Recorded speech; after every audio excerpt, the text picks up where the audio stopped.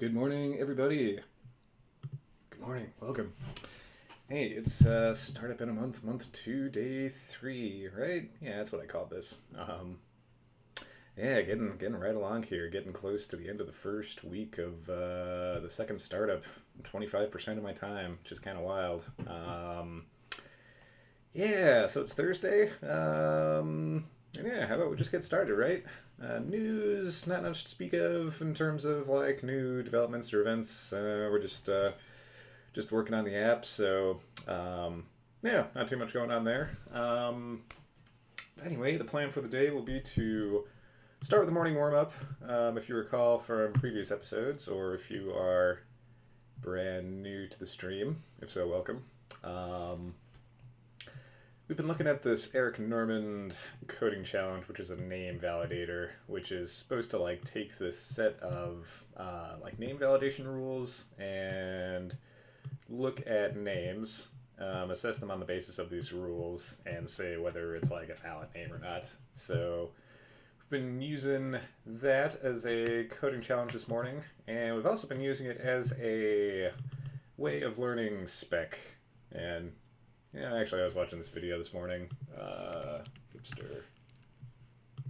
I was watching this video this morning. This is the man himself, Eric Normand, the same guy who wrote the blog post and gave us the coding challenge. And yeah, he mentions how like Clojure is kind of a conservative language in a lot of ways, where there's like very few changes in the course of like new versions of the language.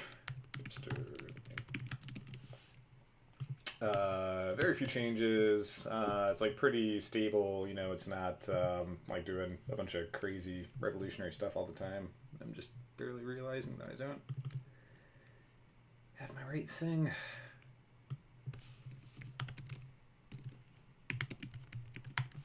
There we go. And yeah, he mentions that like spec, like he's not a user of spec, and like spec is this thing which has been out for like 4 years now, close to 5 years, I think. I think it came out either in 2015 or 2016. So it's just kind of a crazy concept to think that there's this thing that's been like a part of the language in alpha form, granted, for that period of time, and the kind of ethos of the language is still like a little bit skeptical of it and hesitant of it, since the rest of it like really doesn't change all that much. It doesn't change all that frequently. But coming from the JavaScript world as I do, where something that has been in the ecosystem for 4 years is basically considered canon, and if you're not going to use that thing that's been around for 4 years, then like what the hell are you doing? I dig spec. I like it. I'm really liking getting into it. So yeah, it's a really interesting way to like approach this problem of like data validation, and yeah, no, it's been really interesting to use the context of this coding challenge to do that. So anyway, we're going to start with the morning warm-up. Gave you the coding challenge, gave you the thing we're using to solve the coding challenge. And then the thing that we're going to be developing today is a continuation of that image uploading feature from yesterday. So we have the ability to upload an image to our like photo story app, and we can like upload it from the front end to the back end. And after like a long time, we finally figured out how to do that. But right now it's like in a temp folder, which I guess is where like an HTML multi-part file upload, or HTTP multi-part file upload like goes first when you upload an image to a server. So we need to figure out how to get that image out of the temp folder and into a folder of our choosing. So that'll be one thing that we need to do. And then after that, we send the image back to the client. Like once it's been uploaded, it's like associated with their account. Then we send that image back to the client, and then that's the image that they actually start using to like lay out the photo stories. So if they want to add photos or put photos in layouts or change or delete or like reshuffle photos, that's the one they end up using. So, pretty sure we can get the last mile thing figured out. I've never sent an asset back to a client. I've sent an asset to a client and that I've had like a static image on the server and I've like served that image. But this is going to be an interesting thing to explore because we need to send the image back to the client, and I think I probably want to send it as a React component, so like a hiccup thing, because we're gonna need eventually to add a bunch of like properties to that image in terms of like class names, probably inline styles. If people want to add like a caption or alt text to it, for instance, via the UI, then that kind of implies that the thing needs to be a React component. So yeah, I don't really know how I'm going to do that, but we'll find out soon. And that would be a great skill in general, since this will get me into the space of like taking data, transforming it into a React component, and then somehow like grabbing that on the front end and using it. So that'll be a really good experience, regardless, that I can use in a bunch of different contexts as well. So there's the plan. We'll see how far we get. And our morning mantra. So our morning mantra today is don't give up at the first sign of resistance. Oh, hello. And this might be a little rude, it might be a little insensitive, but I'll try to couch it in a nice way. I was going for a walk this morning, and we had this huge snowstorm in central New York, and they're doing their best to plow the roads, and they've got the like main roads like plowed like pretty well. Like all the main like avenues and streets are like pretty clear, but like smaller side streets like the one I live on, it's still kind of snowy. So I was walking, and this older lady was like in her car, like trying to get through the snow, and she just like couldn't quite make it. Like there was like a lip of snow at the end of her street that she couldn't quite crest, and so yeah, I walked up and I was talking to her like, oh, it's too bad you're stuck. Can I push you or help? And she said no. And then she mentioned that she had a COVID vaccination appointment that she was trying to make it to, but she couldn't make it out of her street, so she was like just fully prepared to like turn around and like dump her plans instantly, like not get vaccinated, not go do anything because like she couldn't make it out of her street.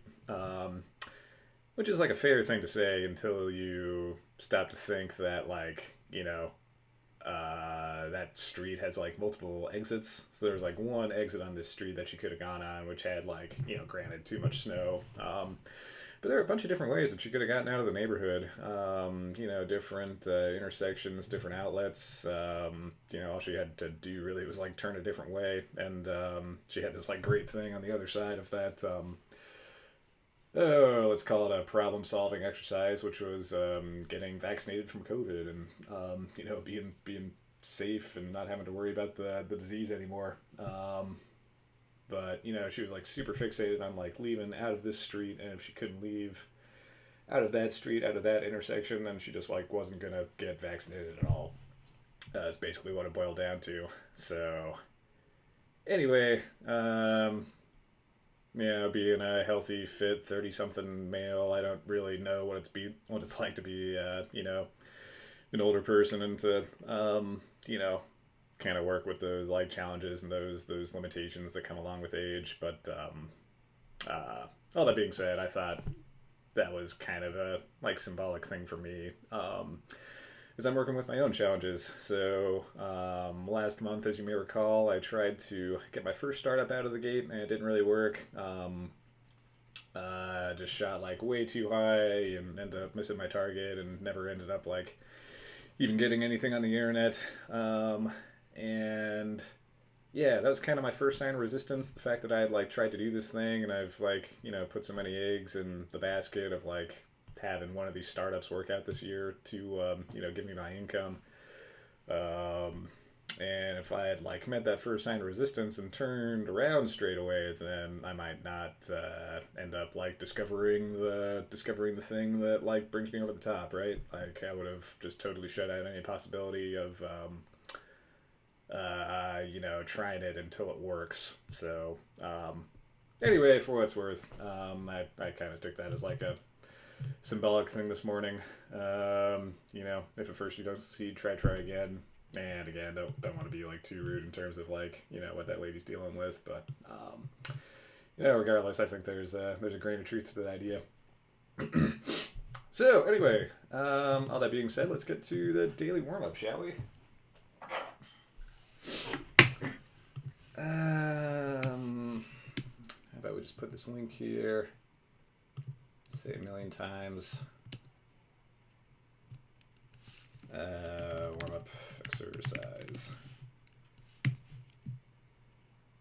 All right, so we got that.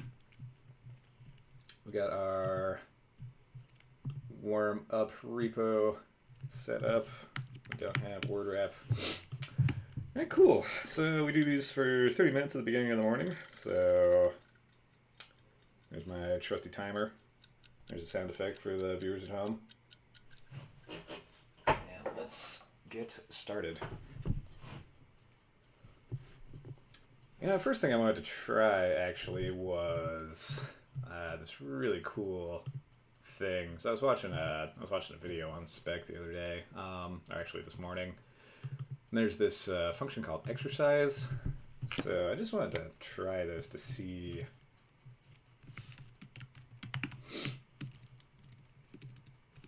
Closer spec gen alpha. Yeah, this sounds like way too cool to not try just a little bit of. So what this will do is it will take a spec and actually generates data based on your spec, which I think is just like the coolest sounding thing ever. So let's get this running. Let's just load the file. Oop. Spec names.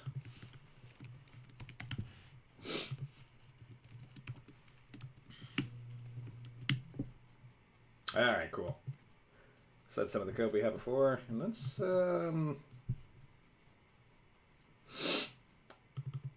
exercise the spec. Exercise the spec. So what would happen if we did like exercise?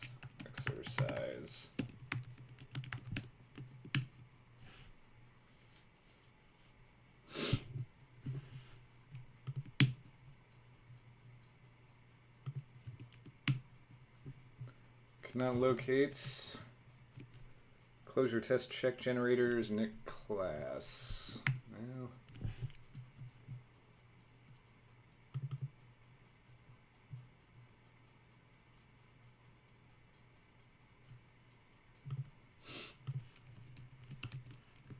if we import this differently, it'll work. Oh, not like that, but like this.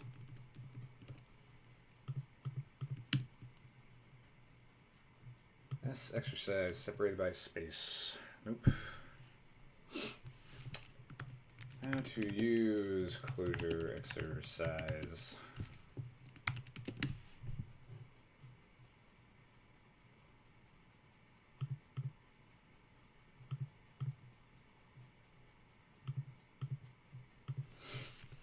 No examples.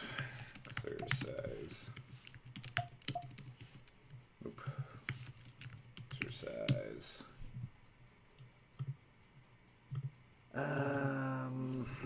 So that's exercise function. I'm trying to exercise a spec though.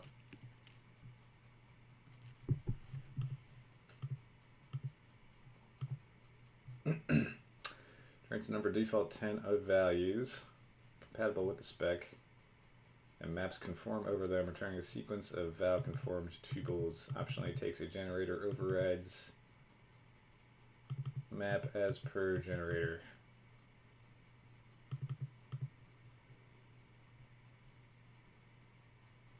This exercise.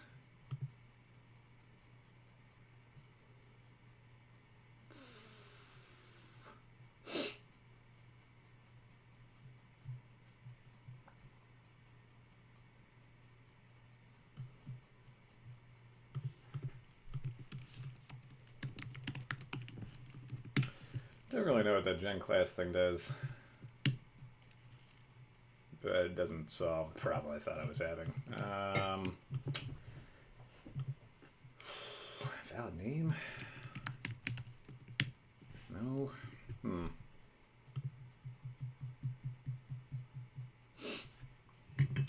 How long do we spend trying to get this to work?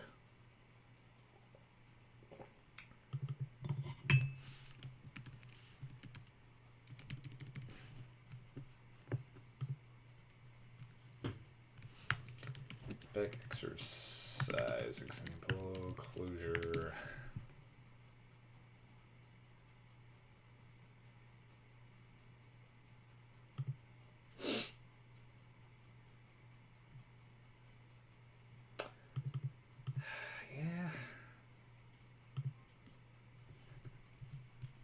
Should I require this? Maybe I shouldn't.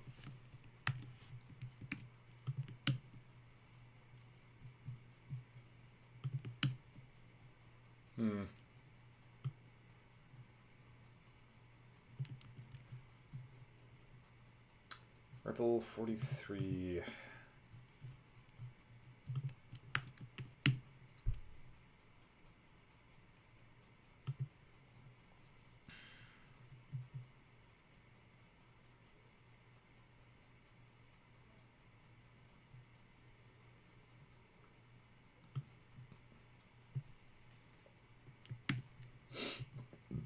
I wonder.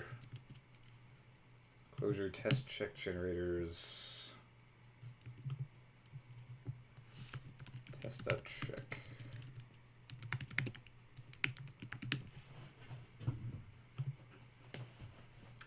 Quick check for closure. Yep, sounds like something I would need.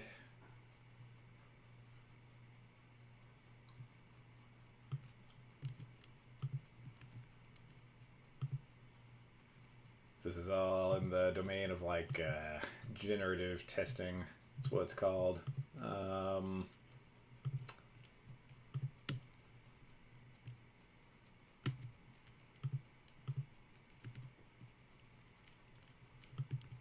So maybe I just need to require this library before I can actually use exercise.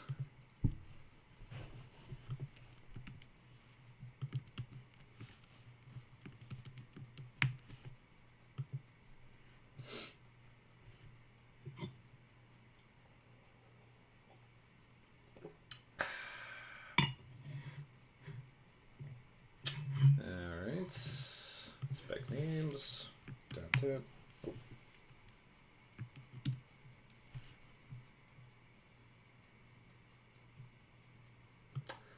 Unable to construct gen at empty vector for is capitalized.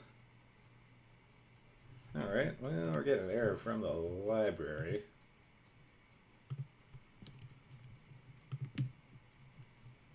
So that's probably good. Is this still working? Okay. There's at least 2 words. S exercise valid name.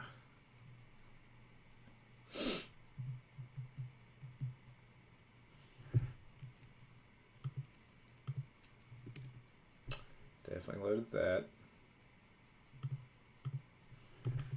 I wonder.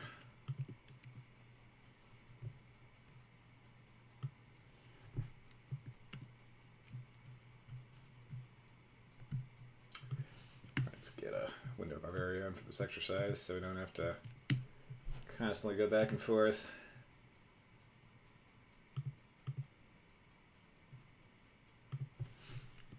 Unable to construct. The generators seem worked fine, but there are a number of cases where they still need some additional help. One common case is when the predicate implicitly presumes values of a particular type, but spec does not specify them.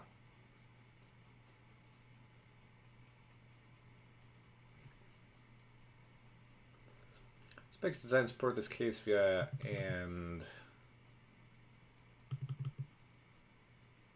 So maybe if I just tell it should be a string. Yeah, so we're trying like separated by space.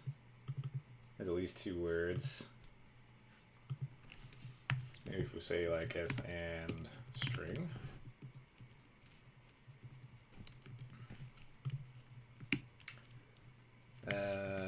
think that's how I use it. Yeah, alright.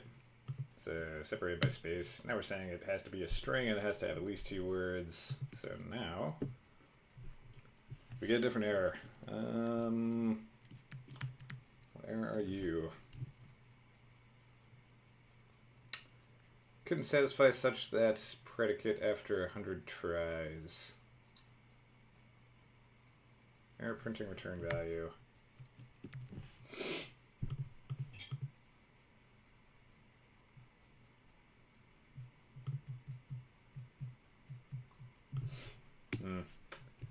Yeah, it seems like there's specs that you can write that just won't work with exercise because the specs themselves are not quite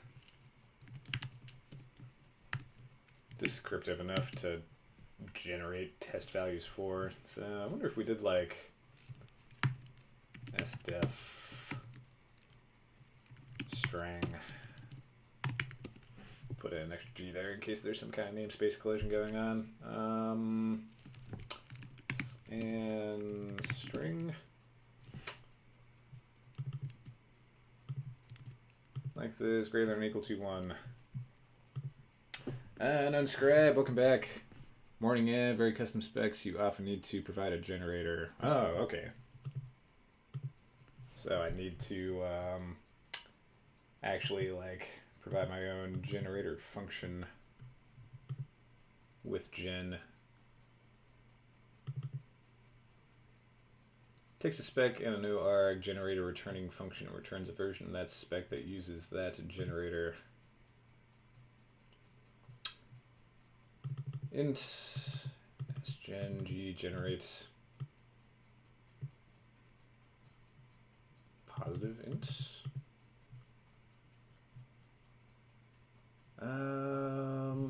Right, so if I was gonna write like going back here, with gen, let's get back to our tab here, bring it over. Now exercise tries to guess, so for things like SN int custom divisible by 5, it will randomly generate ints underneath until one passes the custom predicate. Right, okay, so yeah, basically I just need something that will like generate values within a certain constraint, and then it'll pass those values into the spec, and if they pass, then that'll be all good.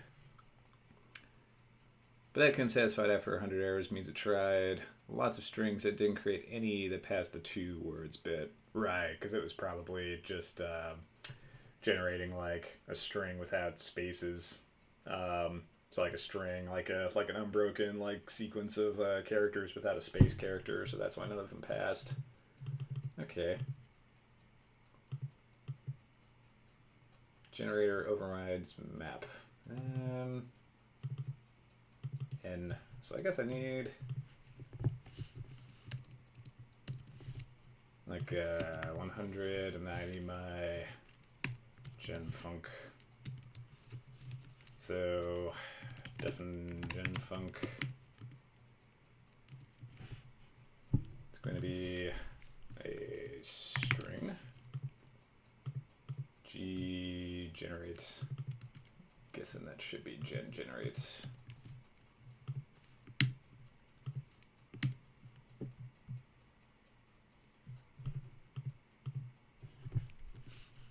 Yeah, so what happens if I just like call this gen func? Ah, cool. That's neat.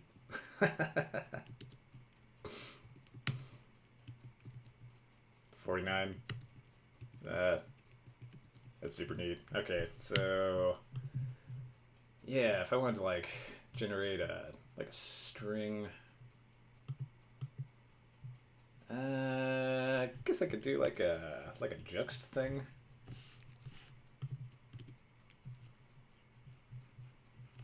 Juxt. Yeah, this is a function I always kind of want to use, but I've never juxt identity name, keyword. I think this would be the right thing to use. Takes a set of functions and return a function that is the juxtaposition of those functions. Get A and B.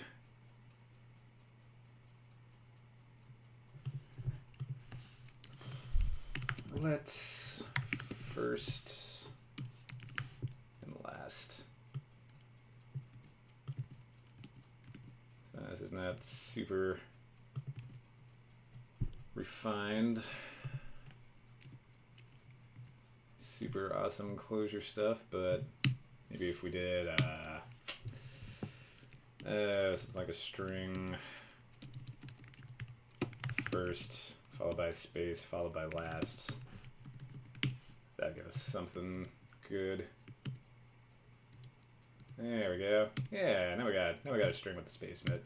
That's cool. Excellent. All right. So now I think this will do what we want it to do. Nope. Error printing return value could not satisfy such that predicates. Alright, so we got the exercise, we have separated by space, we have 100 attempts, and we have our gen func. I'm pretty sure the gen func is giving us what we need. So maybe separated by space. It's both a string and has at least 2 words,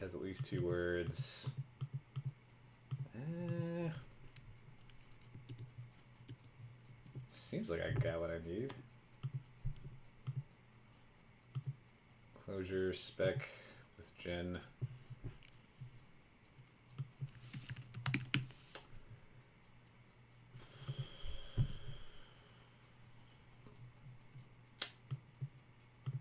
Optionally takes a generator overrides map. Generator overrides map. Overrides.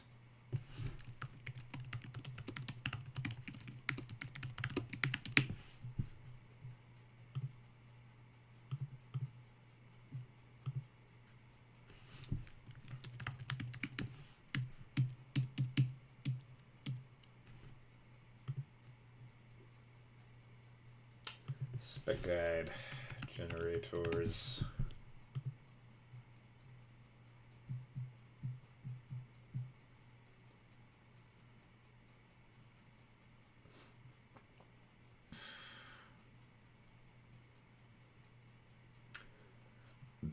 Alright, so we got generators. Exercise this spec 5 times. Do we have an example?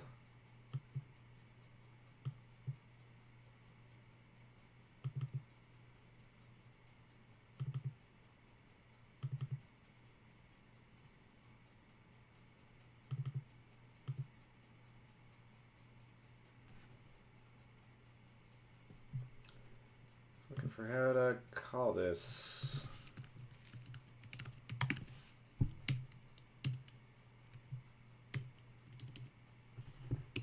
Well, 3 code examples for exercise.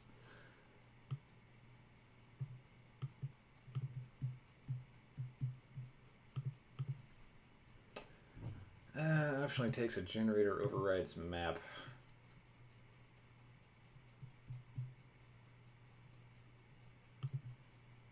Yeah, this is like kind of my challenge with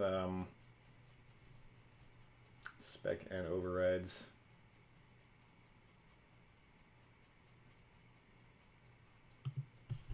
With closure is sometimes I'll have what I think is a fairly basic question to ask of how this stuff works, like generator overrides map. Like what does that mean? How do I do that? And there's like nothing in obvious like easy grasp to answer that question. So maybe what I really need to do is just steel myself and dive into the source itself. Main closure, closure spec, gen alpha, exercise.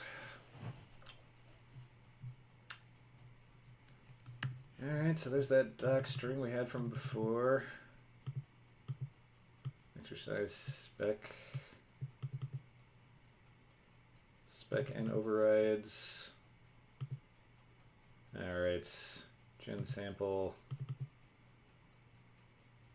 gen spec overrides, gen. What is gen? Gen is closure spec gen alpha. So if I look at that function definition,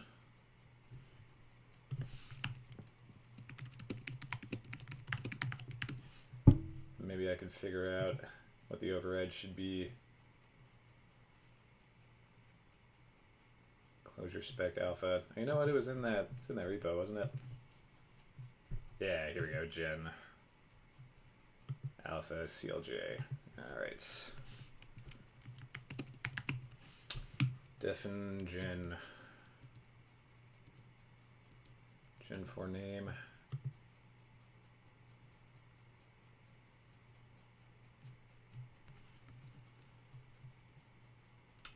Alright, so gen is just the whole library, so we need to look at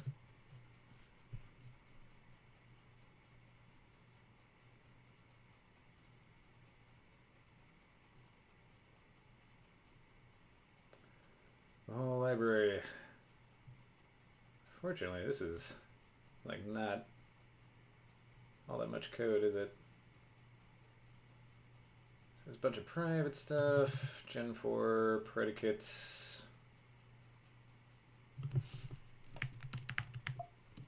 Oh no.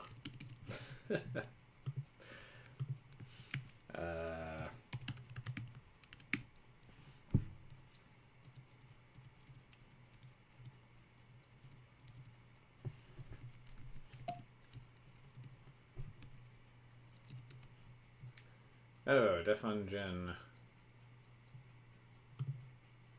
Okay. Given a spec, returns the generator for it or throws if none can be constructed. Optionally, an overrides map can be provided, which should map spec names or paths to no arg generator creating functions. Okay. Spec names. So I think that means that I need to do this.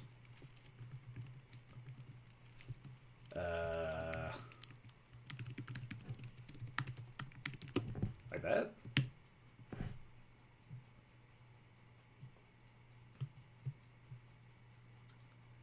Assertion failed. Second arch to such that must be a generator.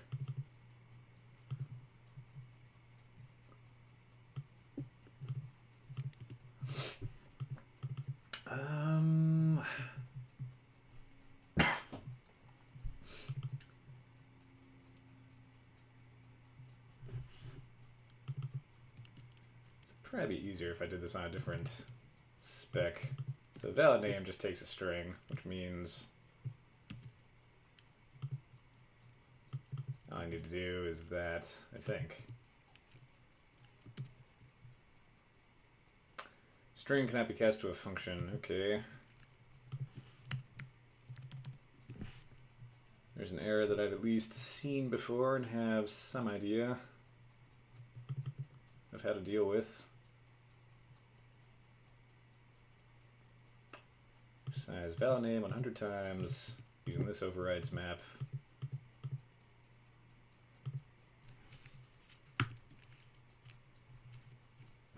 So maybe that needs to be a function.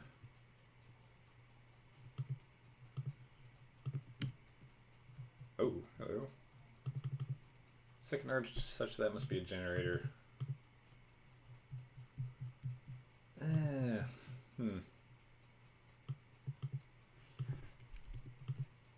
Whoa, oh, hello. Oh, I clicked on the stack trace, that's what that was.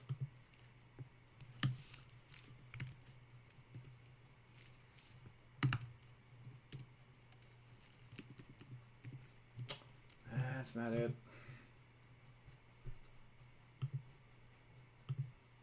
So it's without name. Alright, back to the docs. Optionally, an overrides map can be provided which should map spec names or paths to no arg generator creating functions. Generator creating functions. So I need a function in that case that like returns a generator. Gen. No arguments, right?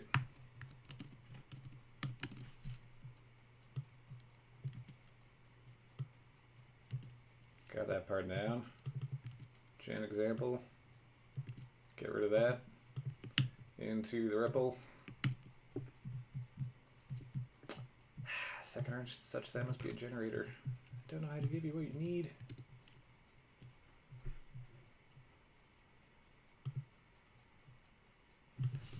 Using S and generators. Generate. Yeah.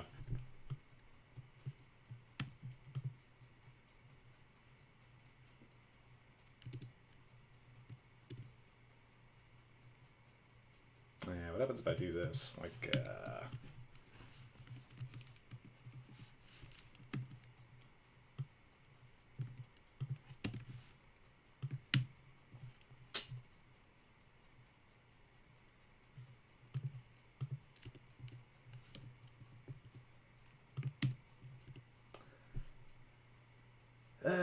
generate a single value using generator.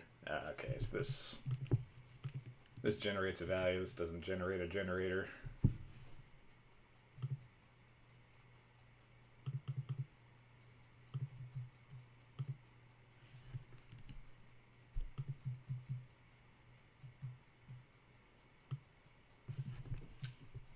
Maybe if we just call this like on the top level, generate and string.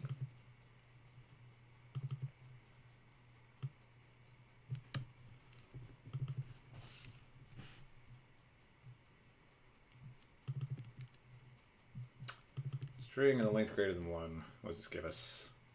Gives us a generator function. Maybe this is what we need.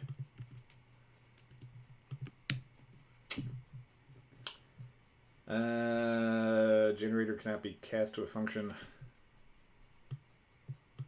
I'm giving you a function and you're asking for a generator. I give you a generator and you ask for a function. What's the deal? Let's see. I think to allow for stateful generators, they might be wrapped at another function level. So the first function call should return a no args function. Agreed, it's not very well documented. Yeah, it's only been around for like half a decade, right? I guess it's like a small language and a small library that not many people are using. Okay, so the first function call should return a no args function. Alright. Something I've done a million times in JavaScript. I've never actually done in Clojure. A function that returns a function. Define test. So this should return something like that. I think.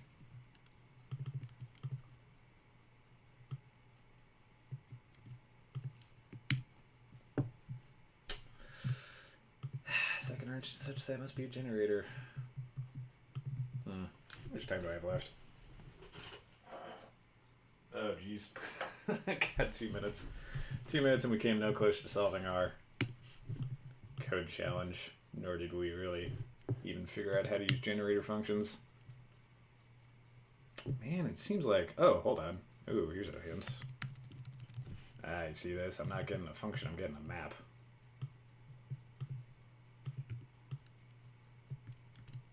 I'm getting a map with a function. Oh, jeez. I'm lost in the mirror.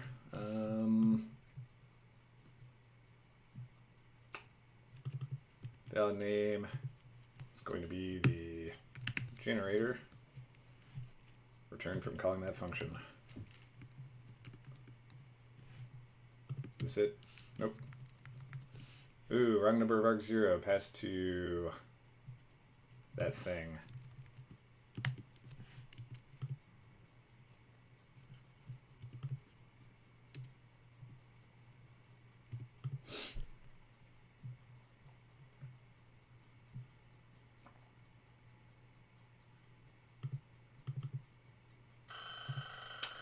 No.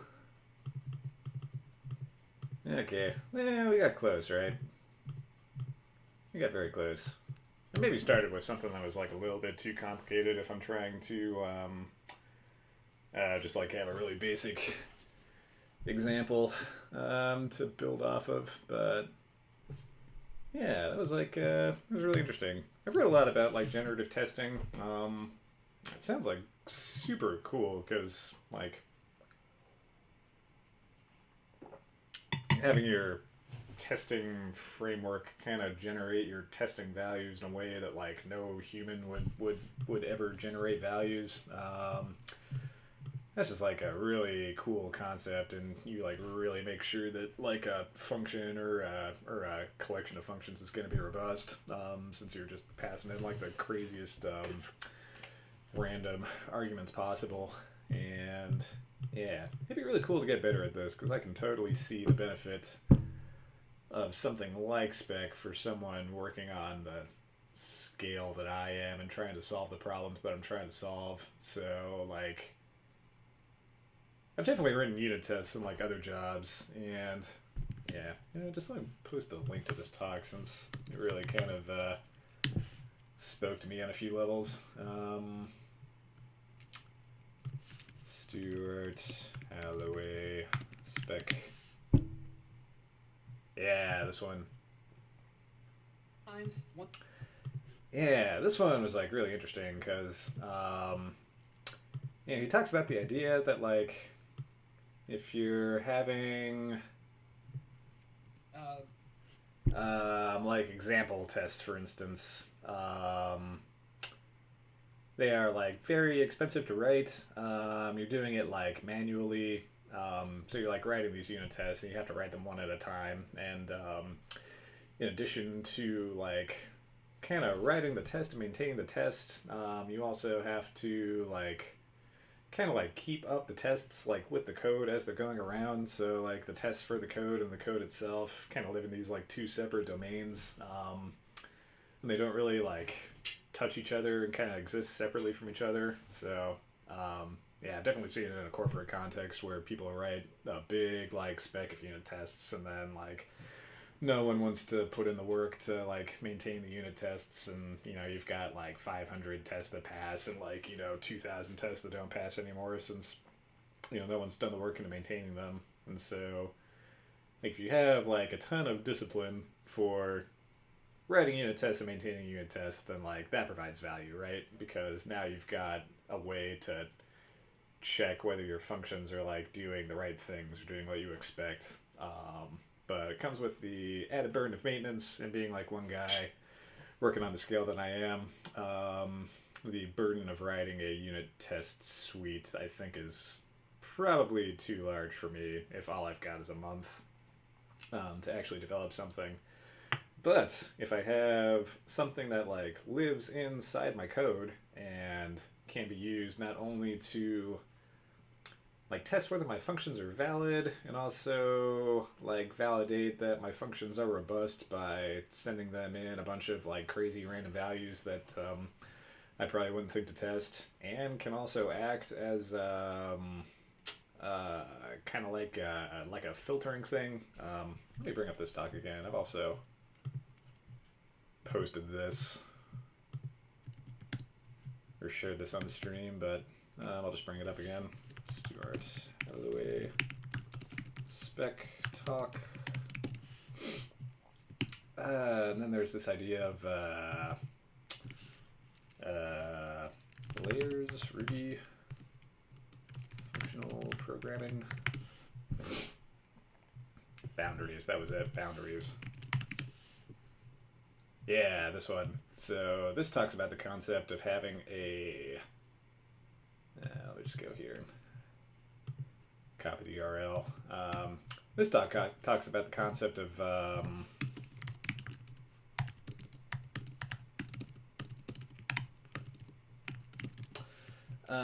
having a imperative shell and a functional core. So yeah, it's been a little while since I watched it, so I probably should refresh myself on what the idea is in general. But basically it's talking about how you can have this like nice core in your program of like pure functions that only operate on data, data in, data out. You get all the composability benefits of that, and all the benefits of like pure functional programming. And those functions in the core don't have to worry about like validating their own data because there was a layer like outside of that was doing that. So on the very outermost layer, you have like data coming in from the outside world, and this data might be like really crazy. It might be like not the type you're expecting. It might not be in the format you're expecting. It might be something some malicious user or party is trying to use to like take advantage of your system. So if you can have like a layer on the outside that deals with all the like messy inconsistencies of the outside world, and kind of checks the data that's coming in and like massages it into the form that you need it, or rejects it if it's just like so wrong that your program isn't going to know what to do with it. They can have this like nice core of like tidy kind of academic scientific functions on the inside, and then all your messy code which like actually deals with the outside world, and all the complexities that come along with it on the outside. So Spec seems like a really cool tool for that because you can like check the data, you can see how it conforms to what you expect, you can see how it doesn't conform to what you expect.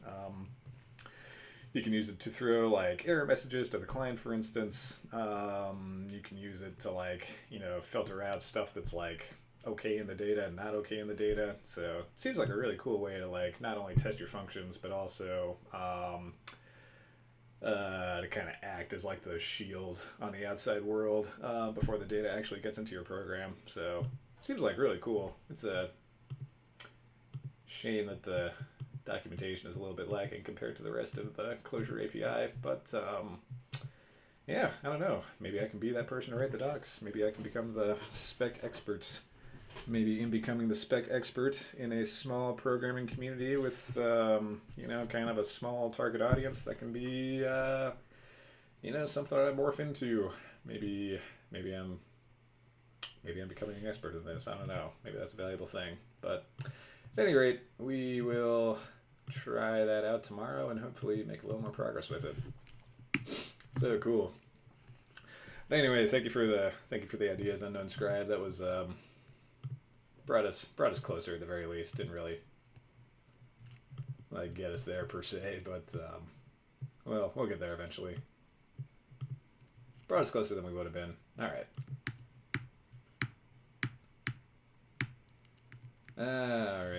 So let's get on to the day, shall we? We are done with that.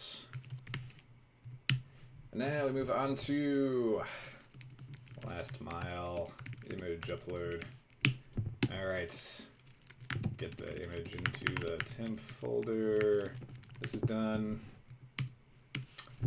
Figure out how to put the temp image in a permanent folder of our choosing. That's what we're working on now. Okay.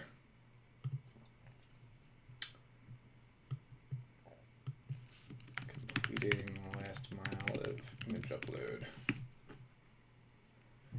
All right, cool. So let's get to it, shall we?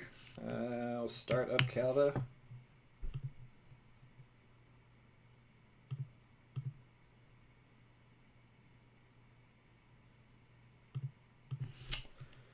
Start our backend server.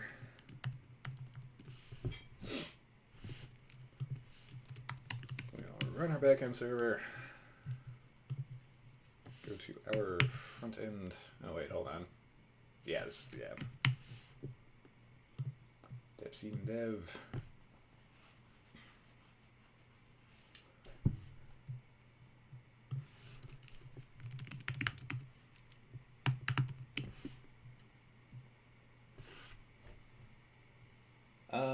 Unscribe says, is it useful being told solutions to things, or do you prefer working out yourself?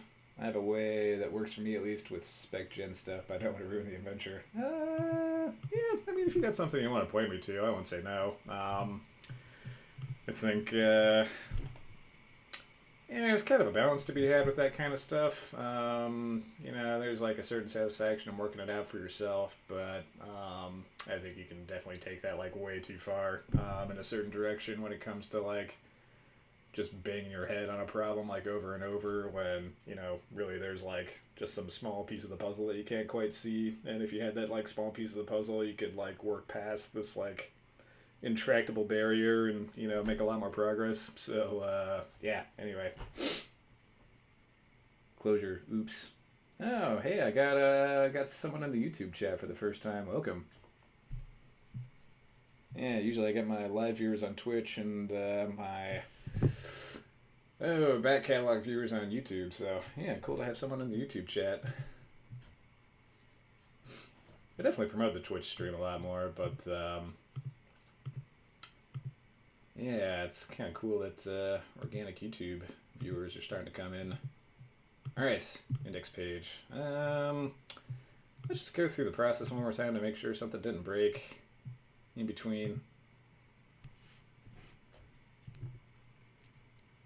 Gonna use this screenshot of my terrible face.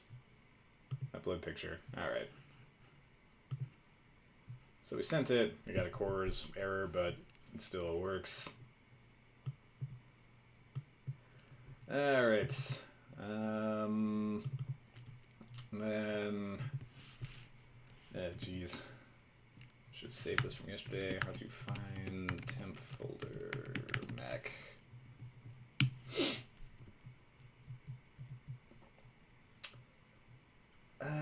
Echo the temp dir.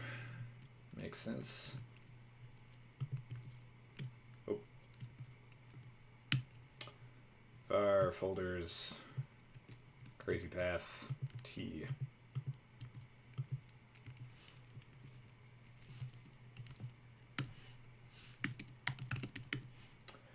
All right. And we see our ring multi-parts image, and that is our screenshots. That's really cool. It's still a temp file. All right. So we can still do everything we were doing yesterday, and now we need to figure out how to get that temp file into our own directory. Closure says we're searching closure stuff on YouTube, and you showed up, man. Yeah, well, welcome. Not sure if you've read the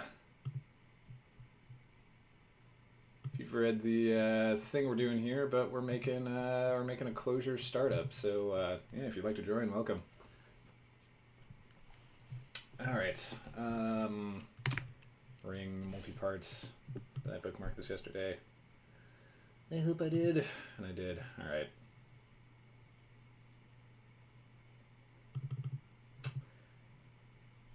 Okay, by default, uploads are stored in temporary files that are deleted an hour after being uploaded. This is handled by that function. That's a file key to the params map, or temp files Java IO file that contains the uploaded data. You can use this to perform any further processing if you want. Right, so we had this like Java IO thing.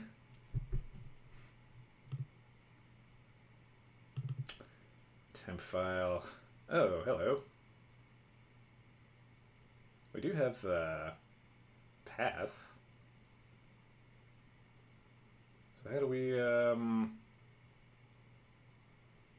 yeah, the path is what we need, because then we can take the temp file path and say, okay, read this file at this temp file path and like put it in a folder.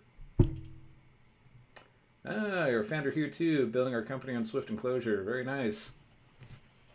Excellent. And if you want to toss a link to your company, I'd be very curious to see it. I don't really know too many startup people, so it'd be cool to have a little community going on. Temp file object Java IO file. Oh, and here's where we get into like Java interrupt, which I really don't know too much about.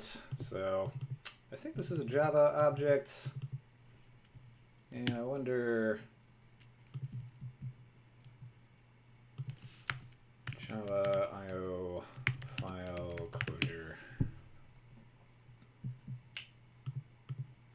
file, closure Java IO.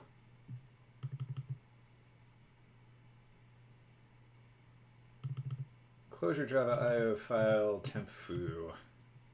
They'll give you that thing back.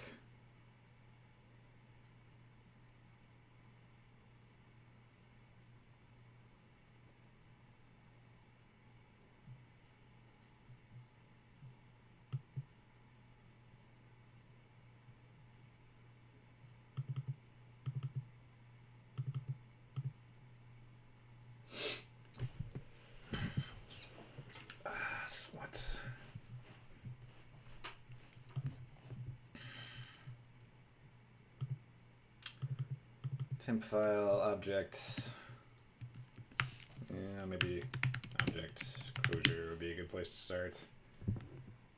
Craigie GitHub says, use the Java docs themselves. The Java docs themselves are very good. I recommended using them whenever you come up with an object you don't know. I use them all the time. Ah, perfect. Oh boy. Let's bump up the font size. Ah, good morning, by the way, Craigie. Good to have you back, man. An abstract representation of a file and directory path names.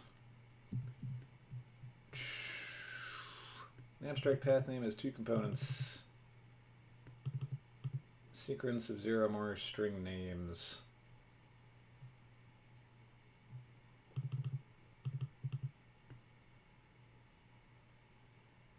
Java IO file.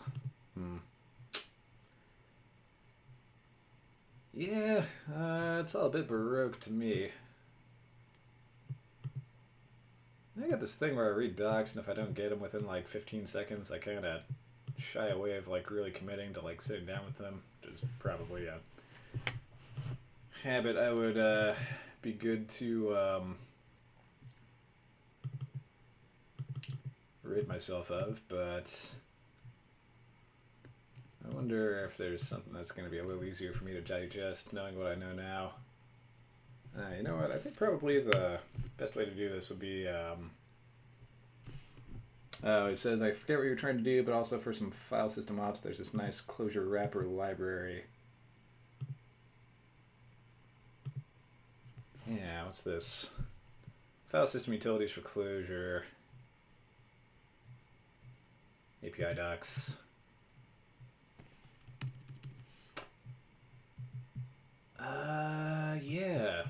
Yeah, we'll bookmark this. This will be really useful for probably like reading and writing files. Bookmark this page. Yeah, we'll give them a star too. Okay.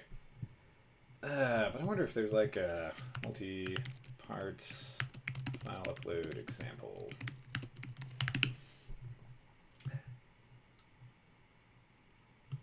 Handling file uploads and closure web apps. Yeah, if I can try like a blog with some example code, I think that's probably going to be the fastest way for me to get to what I'm trying to do here. Alright, so here's our front end. No, wait, hold, this is the back end, just serving some HTML. Post file, upload file.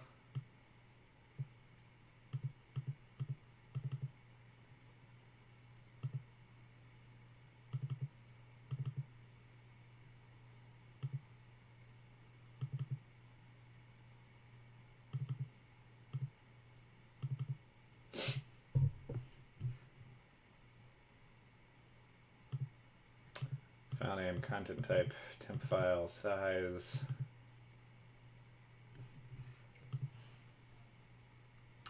So that's all the stuff we were getting already.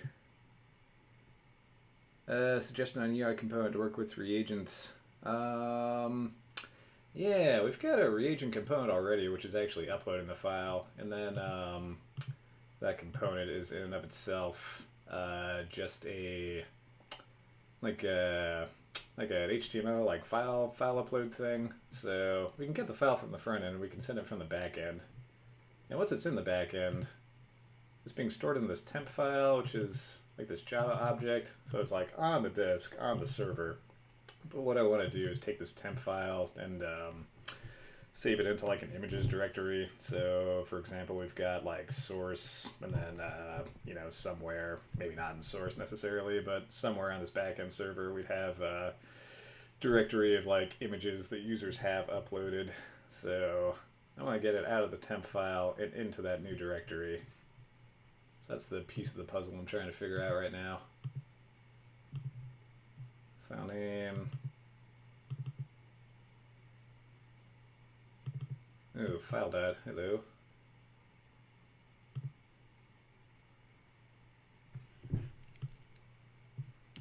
What are you? File closure Java IO. Returns a Java IO file. Oh, we were on this like 5 minutes ago, weren't we? Formats.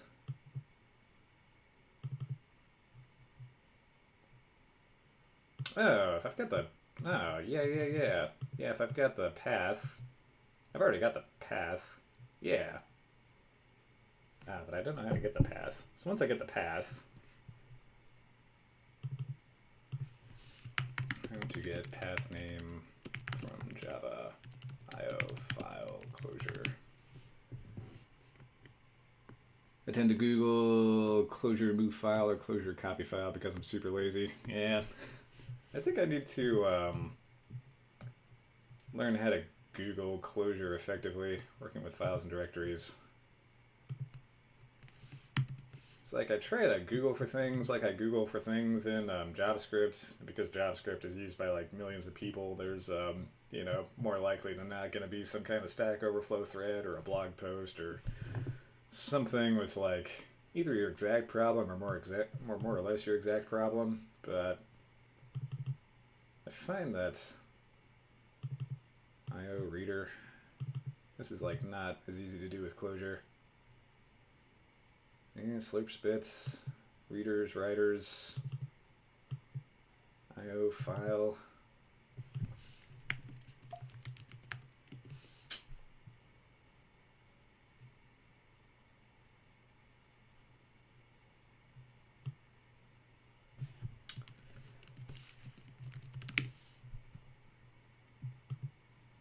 IO file returns a Java IO file.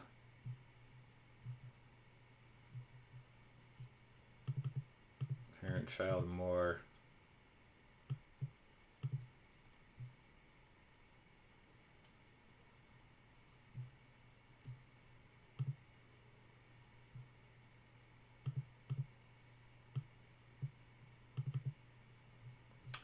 Get from params the file, yep. Upload file to the file. File name and size.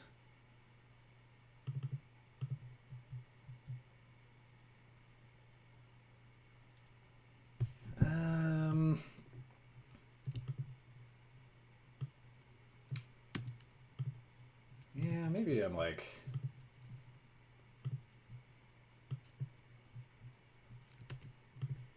staring at the code I really need. Get and rec multi-part params. Okay, upload image. Here's our path. Alright. So what do we need to do? We need to get the file name from that file. Okay, so our request. Right. Let's file name. It's going to be gets in the request.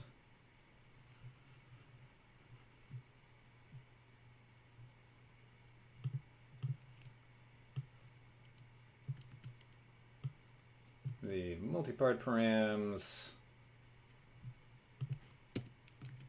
My file name. All right.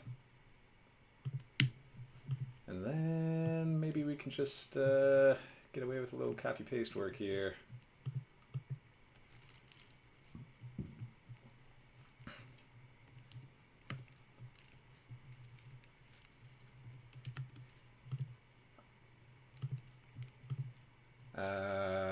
Copy. Composure, multi-part params.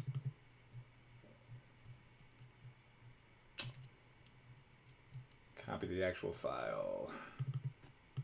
Where does the actual file come from?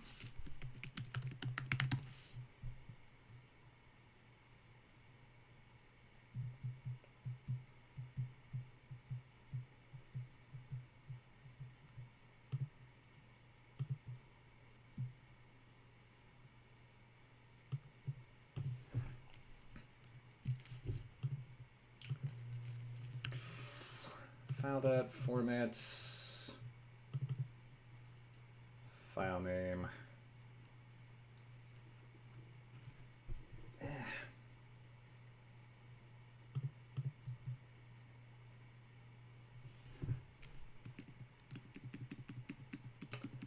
Alright, let's back it up a little bit.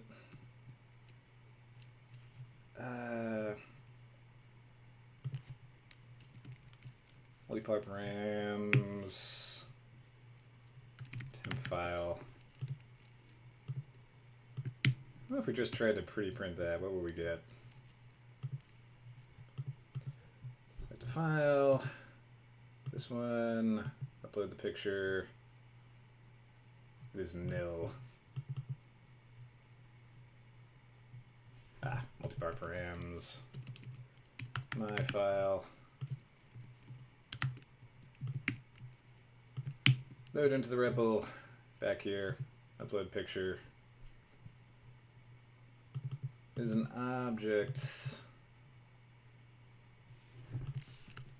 How to Java object interrupt closure.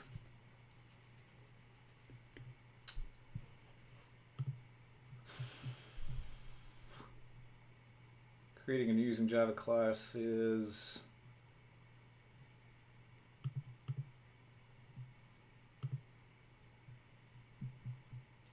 Calling Java from closure, importing Java classes into closure.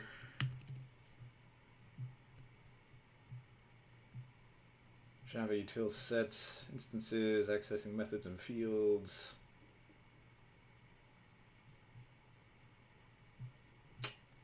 Yeah, accessing methods and fields. That's what we want, right?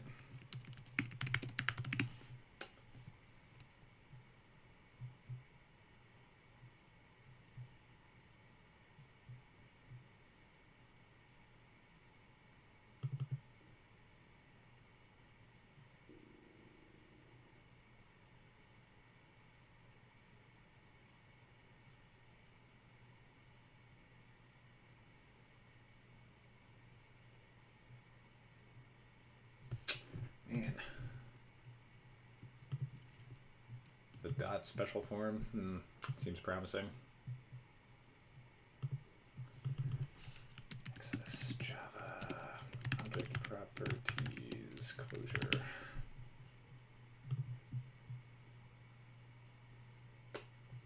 Inspect Java objects, yeah. Use Java object as closure map. Ooh, here we go.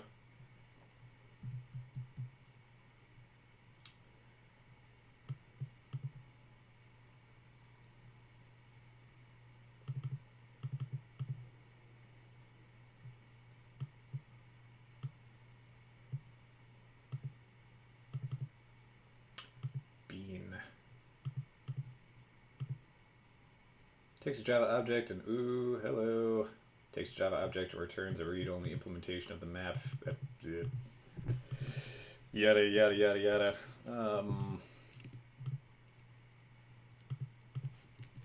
Bean.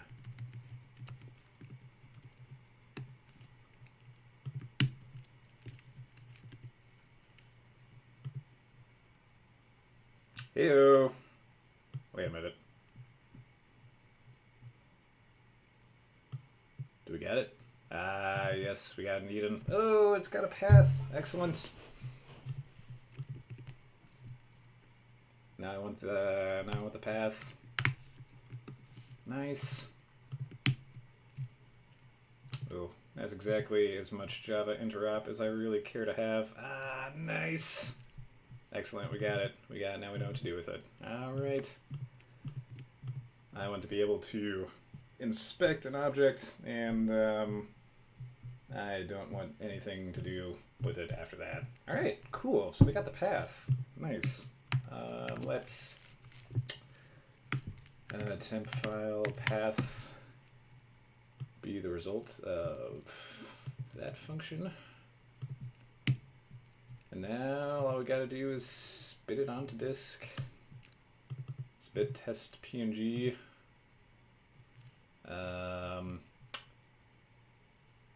IO reader. What does this do again?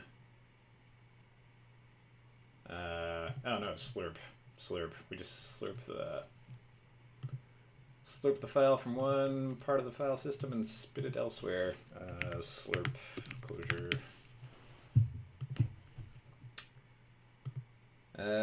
Slurp the file. Yep. All right. So we spit the result of slurping the temp file path.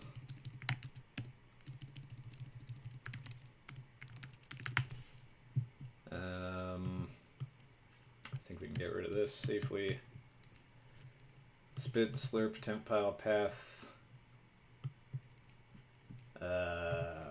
Test.png.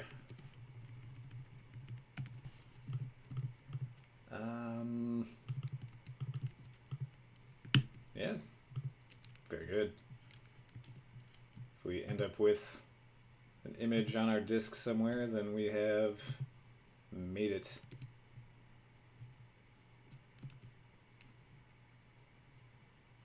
Where is even, ooh, hello, hello, hello, hello, test PNG.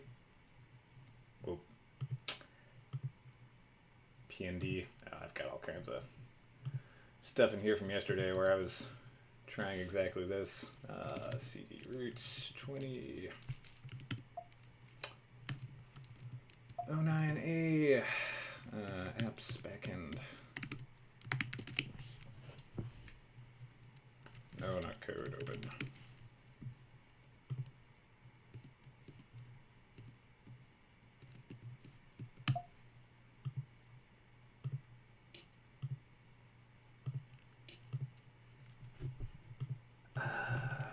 Demo. Load it in. Back here, make sure we have a file to upload in the first place. Open it, send it.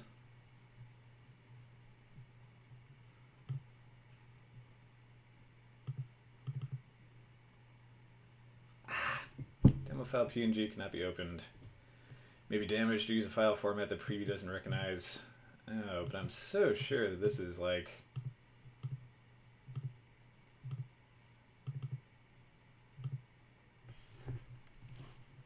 what we want, right?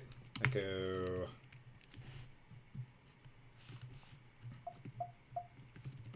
Yeah, does preview know what to do? Echo temp dear.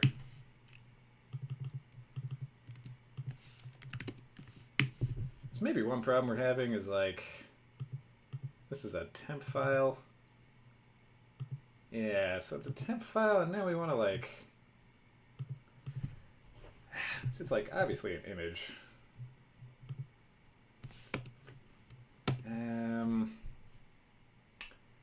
think the challenge now is like reading a temp file and like somehow coercing it into an image format we know how to work with. First a little tab, clean up. Bean, you are getting bookmarked, little guy. Bean, inspect job objects. Write the file. As file, fs, that'll be useful later. Oh, actually, maybe fs has some stuff related to this. Java IO, file uploads. Alright. File system utilities for closure. What kind of stuff does this do? absolute base name, child of chmod. Iterate glob, find files. What's a glob? Oh, that's like a regex thing for finding files. Yeah, this would be really useful when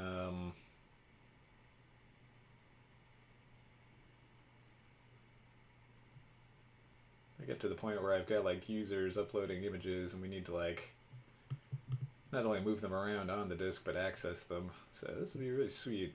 But I'm not seeing anything that can help me with a temp file to turn temp file into image.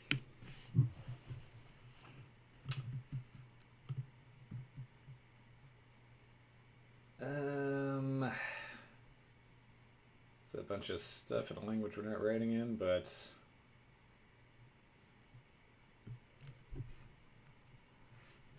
unable to open an image I saved as a temp file.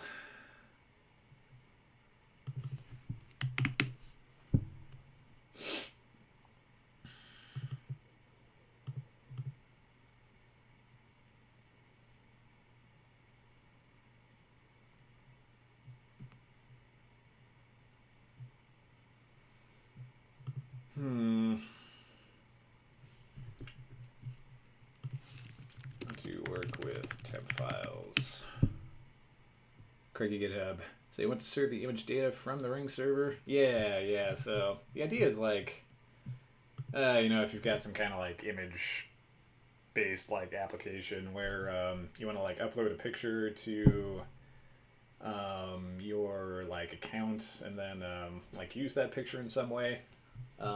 Then you like upload the picture and then it's like in your account, it's like on my server. And then if you wanted to make one of these like kind of picture story things that I've been talking about, then because the image has been like uploaded onto the server, you've got access to that and you can like put it into one of these like picture story templates.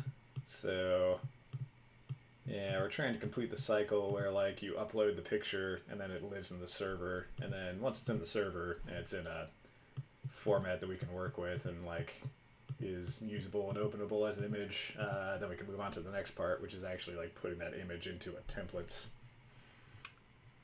see, Slurp might be breaking some encoding since it expects a string, I believe. Maybe IO copy temp file, IO file name is more useful. IO copy.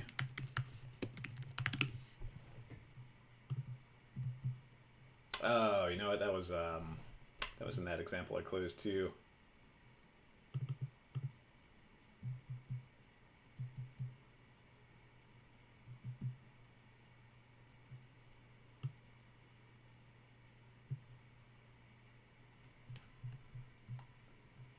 New messages. Yeah, exactly what he said, but you can also slurp the bytes of the file, which is very useful. And then served by the API. Turn in bytes in the response ring. Input stream. Slurp the bytes.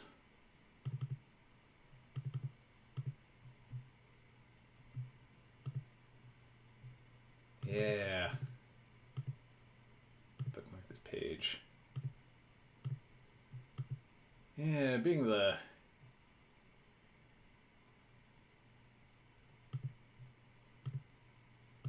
Oh, opened that same thing twice, didn't I? Slurp bytes.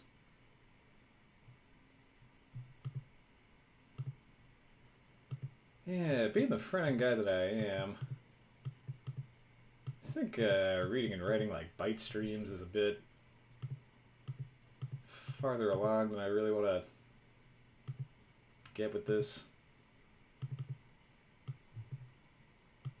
This seems good though. No, actually, the normal slurp function is probably messing up the encoding. Yeah, I've actually got a test PNG. Can I just like rename this and then open it up as an image? All right, cool. So yeah, I bet if I like copied demo file path IO. First, we need to require IO. Require closure Java IO. There we go. All right, IO copy IO file source path. IO file destination path. Back into the REPL with you. And let's try a different screenshot. I'm tired of looking at that. How about this one? This is a bunch of spam I got on a WordPress site.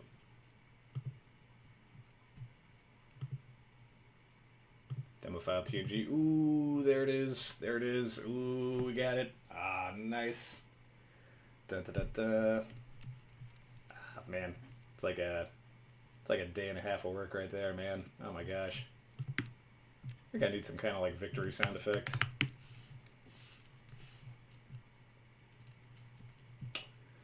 And I need a better internet connection. Alright. Victory. Horn sound effect. Just a little silliness. Maybe I'll get pulled off of YouTube for this. Yeah, that's a nice one. Power up success. Excellent. We got it. We got it. Thanks for the crown. Or the cat with sunglasses. Excellent. Yeah. Wow. Thanks for the help, guys. You guys have been providing me some like key pieces of information that I need to actually do what I'm trying to do here. So yeah, we can upload a file. Excellent.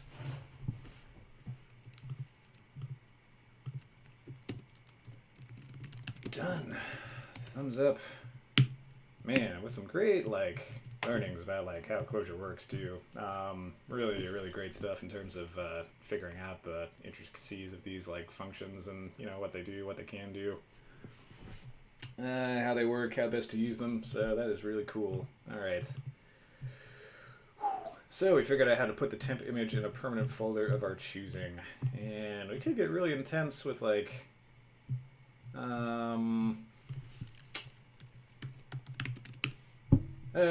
setting up like a folder structure and you know, trying to like, you know, get like a user system with the folder structure where we're putting these images. But I think for right now what I want to do is I want to figure out how to send this back to the front end somehow.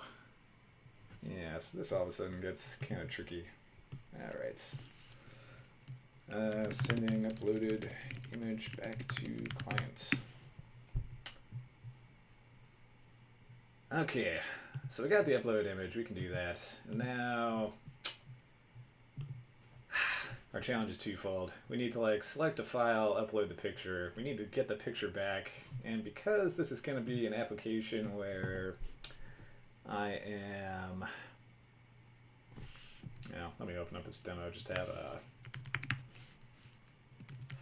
photos. Because this is going to be like a React application, React by way of reagent, and because I'm going to have these like assets in the app which are going to have like like different like properties to them, I wonder if this is going to be something I can demo with Google Photo Album. But anyway, you can imagine that like I will want to add a like caption to this photo, maybe put a filter on it, maybe add some alt text, and definitely what I'm going to want to do is I'm going to want to put these images like inside layouts, like inside grid structures and things like that, or like maybe add inline styles or class names to them. So I think I want to get this image back, and I want to get this image back in the form of a React component. Because once it's in a React component, I've got like, you know, declarative programmatic control over its like attributes and properties and how it's displaying what it looks like. So yeah, if I'm going to do that, I think the first idea I have, well, I mean, my standing desk because I've been sitting for a while. Limited clock stretch. Limited clock standing desk. Alright, so yeah, I've uploaded the file and now yeah, what do I do? Do I send a path to that file back to the front end? So on the front end I have like an image and as a source of like api.com/3,000/API/demo.png, like something like that. I think that's probably the easiest. Yeah, so maybe after I've successfully uploaded the file, I send the path name back to the client, and then that is how I start to manipulate these photos inside the application. Yeah.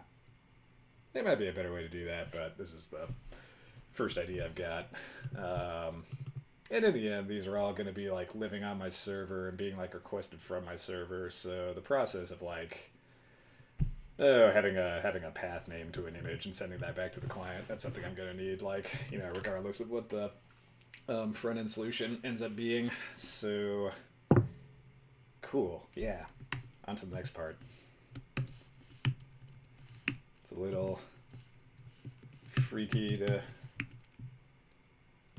dip your toes into so much unexplored territory. I mean, I've never done anything like this, honestly.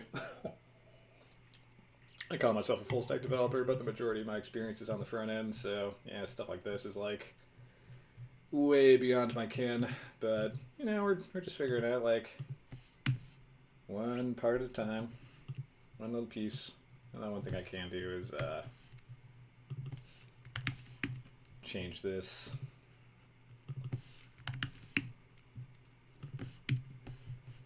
All right, cool. Yeah, so I gotta post, and then I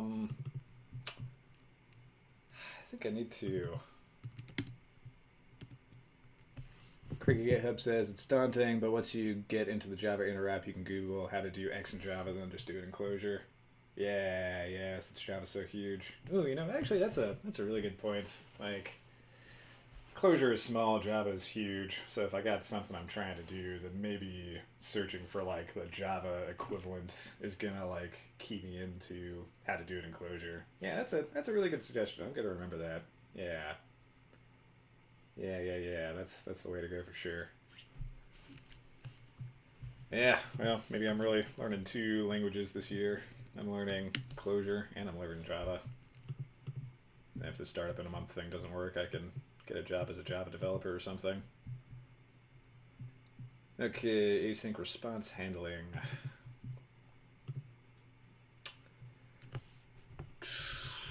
HTTP functions return a core async channel. Ooh, here's a massively unexplored territory I don't know anything about.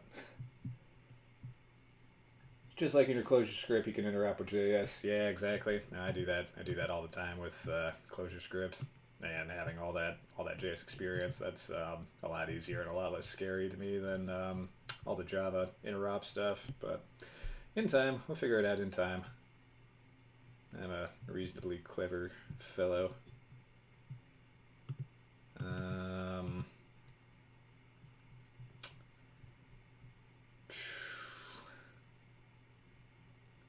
Basic authentication, JSON P. I think I scrolled past what I need. Async response handling.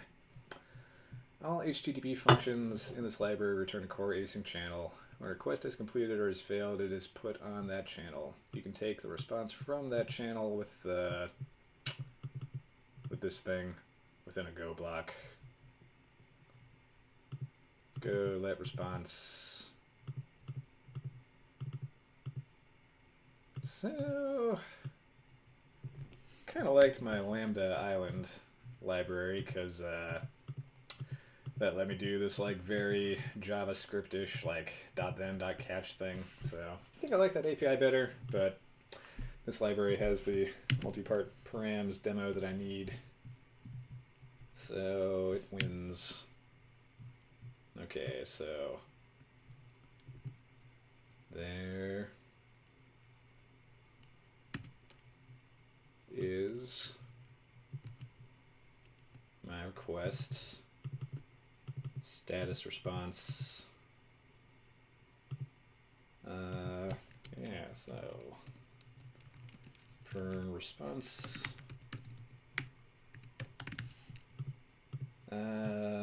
Don't need any of that.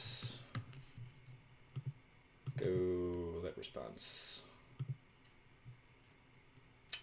Okay, so I think we need to wrap this in a function. Upload to, I guess we can do it inline, right? Like we can just replace line 17 of my code with this.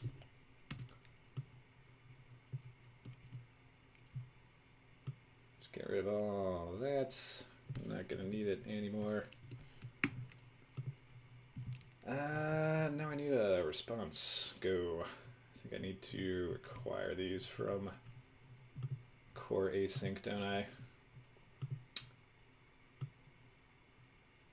And once you know it's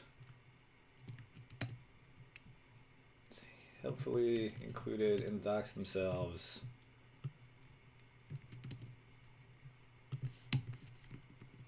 Alright, require macros. That'll be an interesting thing to get into as well. Haven't really ever used a macro before. Oh, but they sound really cool. I'm interested in getting into them. Alright, so we got go, we got that thing, whatever that's called. We should comment that out for the time being, and yeah, successfully compiled. So now when we upload, oh wait, we need a response too, don't we? Okay.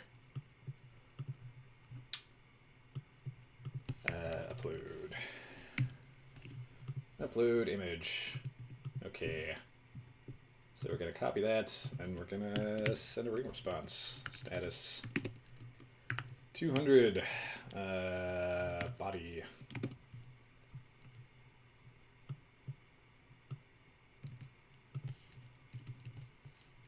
That would just send the path on the server to the image for now. And if we upload the file,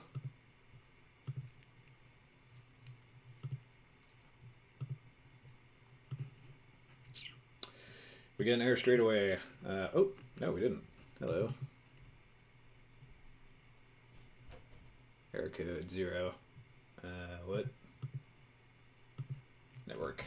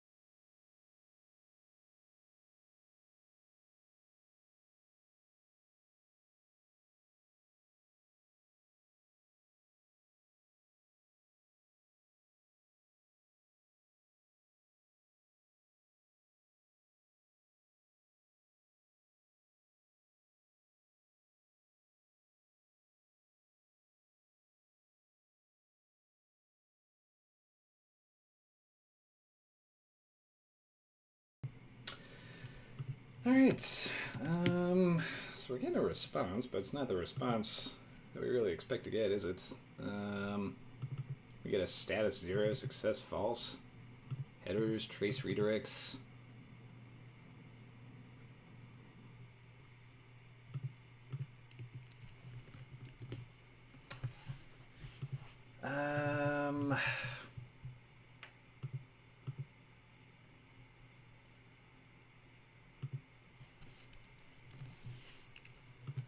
Just clean this up to make this a little less crazy.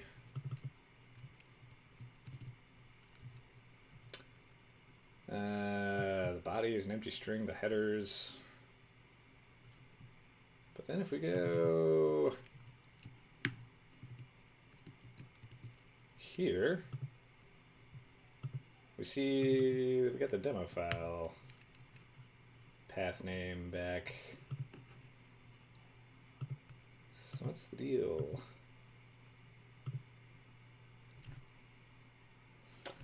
Status 0.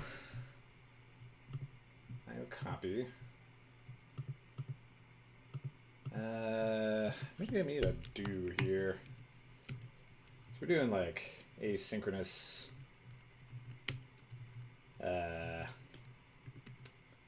like file system stuff, and also sending a status code back.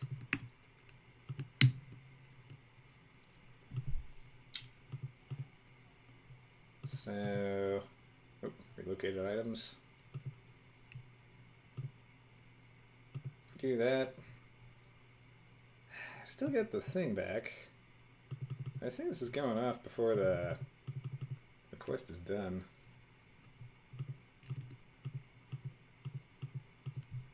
I guess I'm getting it back eventually, but by the time I'm logging it, it's not actually done.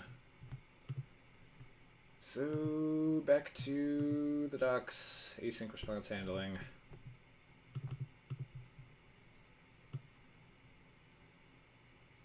Let the response be some thingy that's happening asynchronously. Does content type matter here? On the response, you're sending a string. Yeah, content type.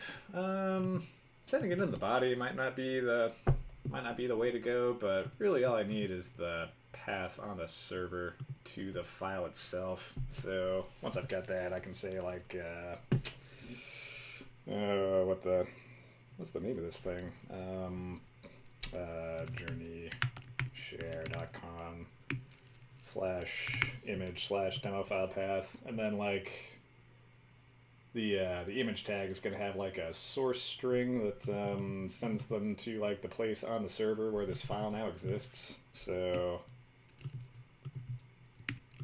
yeah, but maybe you're saying the response itself is something the like the browser can't figure out. Like I'm just sending a string back when really I should be putting my response somewhere else. Yeah, it could be. Response demo file PNG.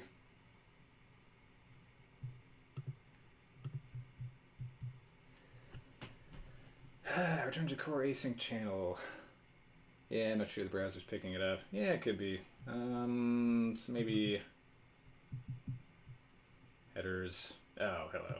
Maybe I didn't put the right header on it. So I think you can send a string as a body, but maybe not if it doesn't have a header on it. So let's try that. Refresh for good luck. Send this. Upload picture. And now we're getting something that looks like an HTML file back from the server. I feel like we got some kind of like race condition thing going on. Multi-bar params file image. Go.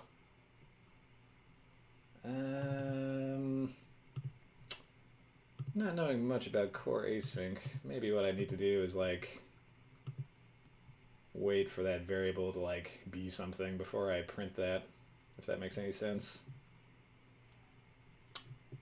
Source coding. There's the headers tab there on the inspector. I haven't learned core async yet, so I can't be of any help there. Oh well. Yeah, maybe we'll Maybe we'll learn this together. API docs. There's that thing.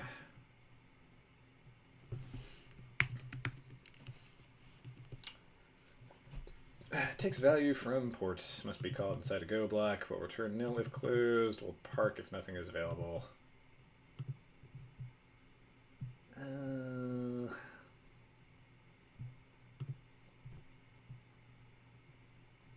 Async response handling. When a request has completed or failed, it is put on that channel. You can take the response from that channel with that thing within a go block. You can spas your own response channel. This is useful when using a transducers.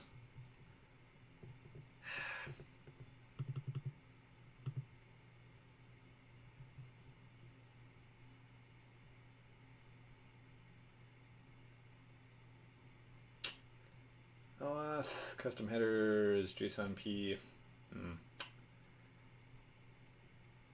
Yeah, I think I'm kind of suffering from the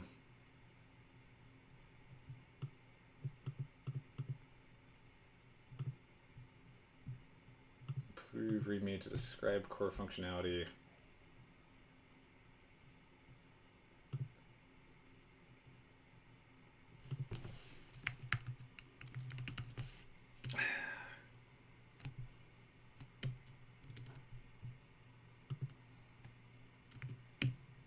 Response body flattens schema objects.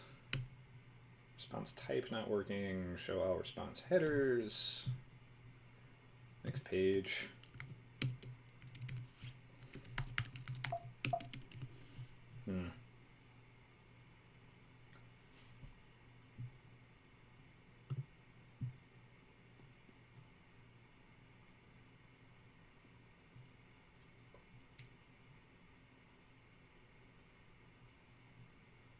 Doing the same from closure.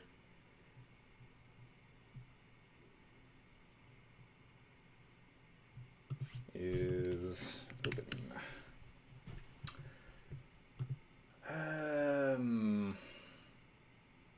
Readme probably has a typo. Node.js, line test, error handling, error handler. Yeah, this might have some.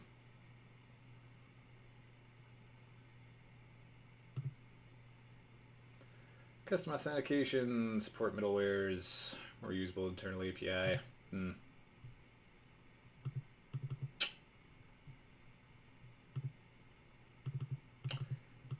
I feel like that fetch library. It's gonna be the thing I want.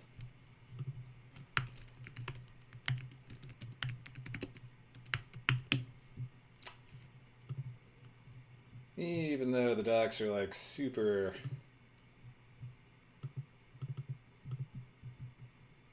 sparse. Yeah, maybe they're not so sparse that I can't refactor to use this library.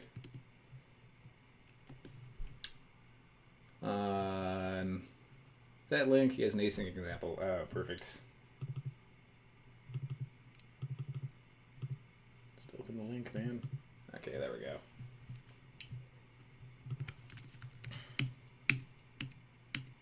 Async response handling. Upload, download, progress monitoring. Progress channel. Async.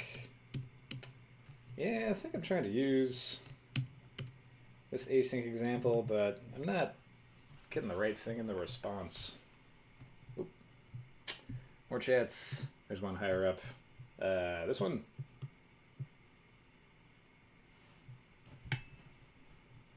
You can pass your own response channel. Yeah, that one. Yeah, I'm trying to use this one. I pretty much copied it into the code.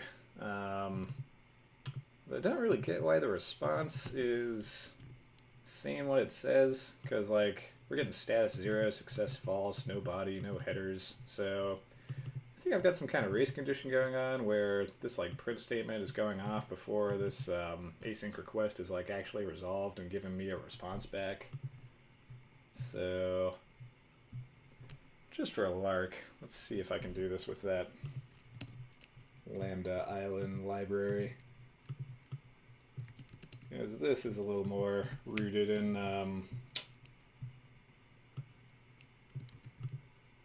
the domain of fetch and promises.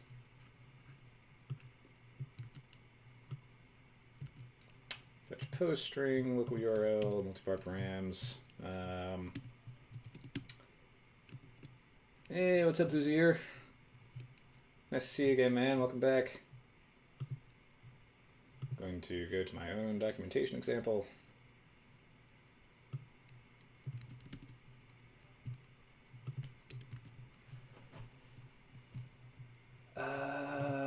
Right, so it's going to be like a fetch post to that URL, those arguments, but that then goes inside the post. Okay, so I can just get rid of that.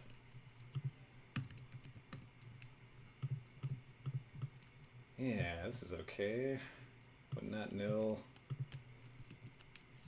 Yeah, how about I just keep this in case I need to come back to it. Alright, defen upload image.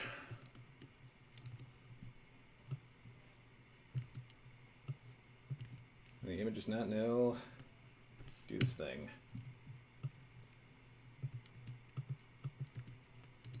Tab.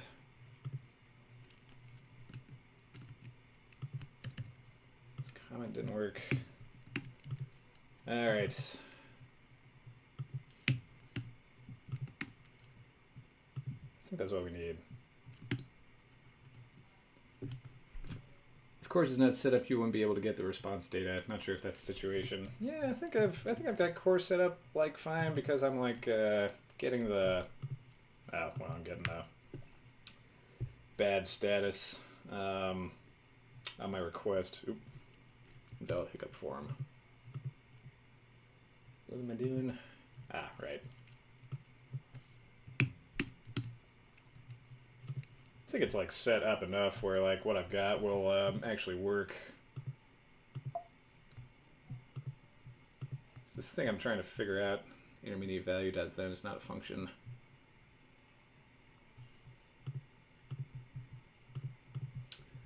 Yeah, well, now we crash land into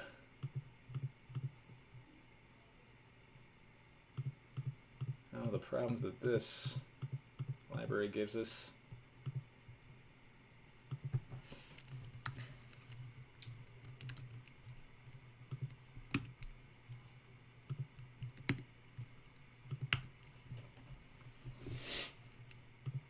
Select file. This will be the file. Open upload. Headers. 500 internal server. So I think I probably gave him a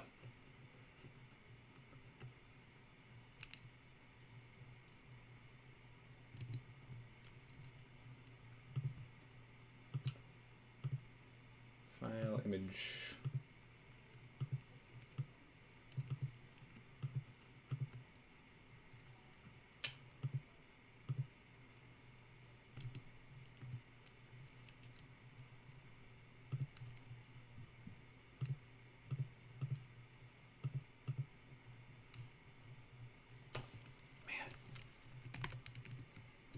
Let's open another window. Nope. Lambda island fetch.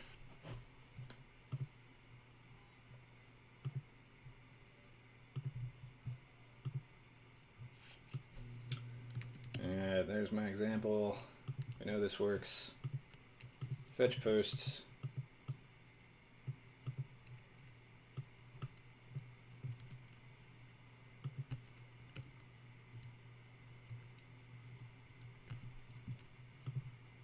Oh, no, it's got to be a separate form of its own. These don't go inside. Yeah, that could be it. Select file, this one. Open, upload. Intermediate value dot then. Still not a function, huh? Ah. So I Control Z'd. Okay, that's like a little better, isn't it? I think we got it. Multi-part params is a list of lists, a vector of vectors. Yeah, that was the code that I copied for sending multi-part params. And this ends up being like, yeah, maybe I could send that as an object. I don't know. That might not be the best way to send multi-part params, but that was the code I copied and pasted off the internet, and it's the code that worked, so I'm sticking with it for now. Profile pic, upload. There we go.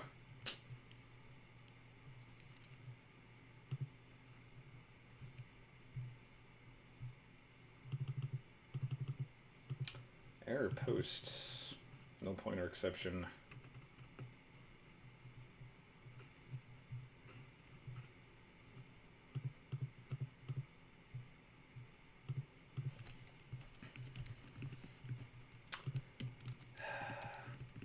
And maybe our request looks different now.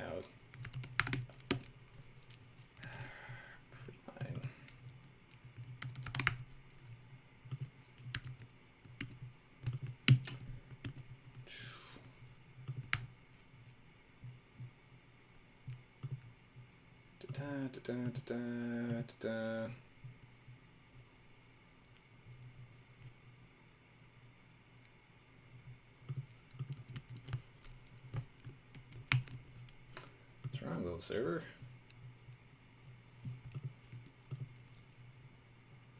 Oh, I didn't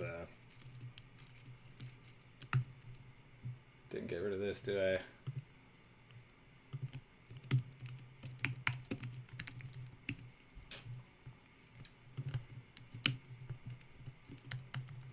Into the REPL, run the main.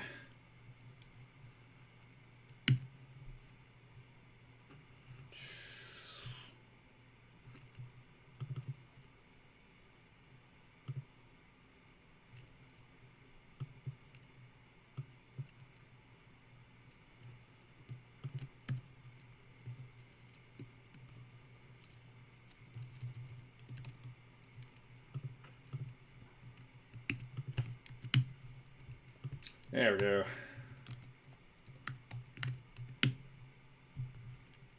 Back here, upload the oh, right, because I'm not trying to multi-part params. Man, no, it's not got anything in there. Async channel. Params, route params.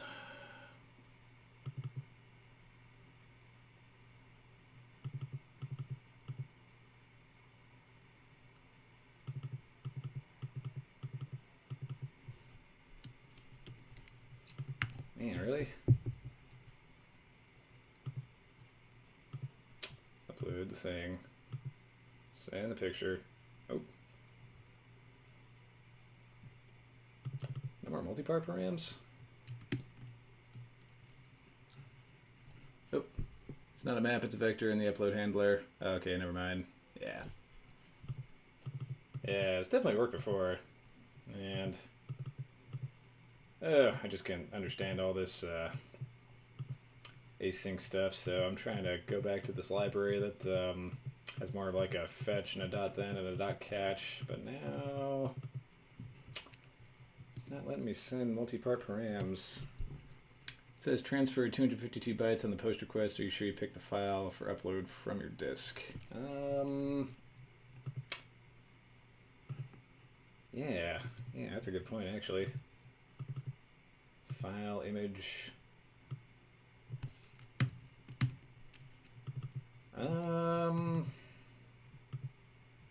So a not nil image.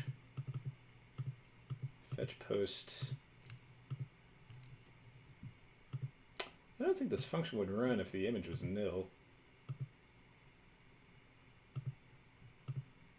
It starts out as nil.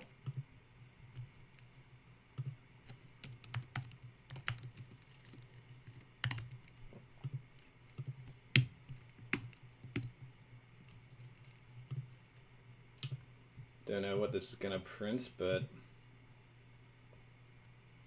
it's going to be an object file. So yeah, we've got a file in there, but it's not sending it. So I think it's time to go into the source. 1127 fetch post URL and ops, request URL, search the ops method and post.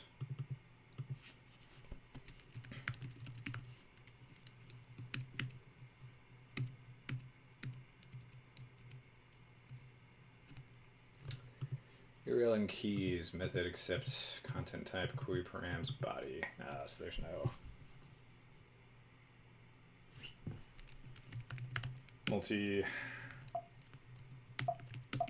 multi-part thing going on here.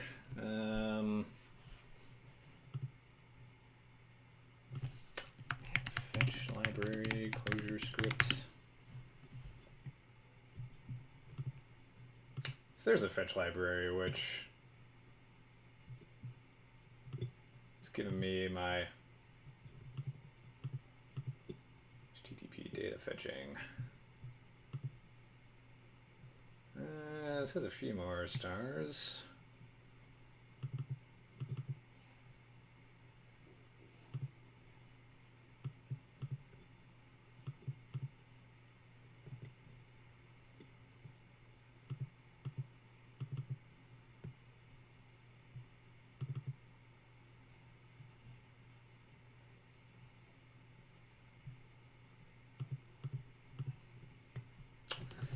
Man, I almost want to like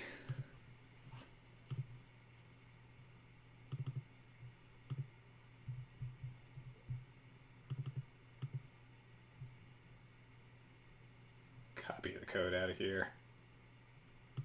Kitchen async promise is P. Oh, kitchen async.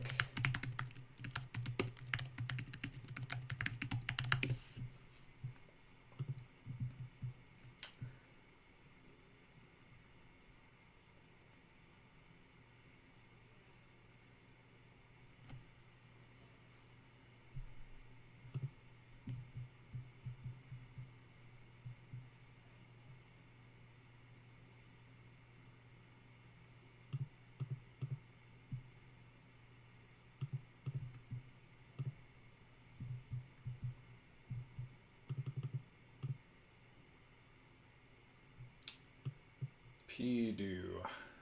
Kitchen async also provides variant of several macros.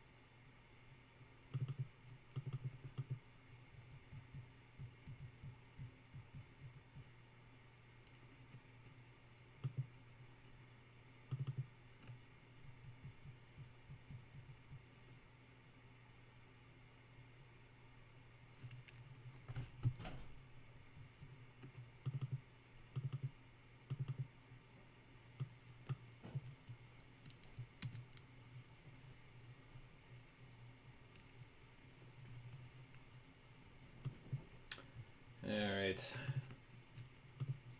Try this one more time.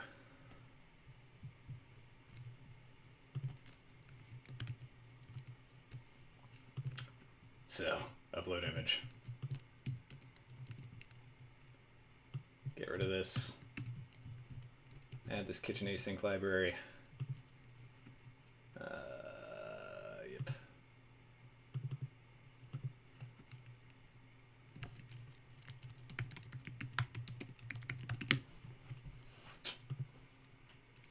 Go straight back to the docs, close jars.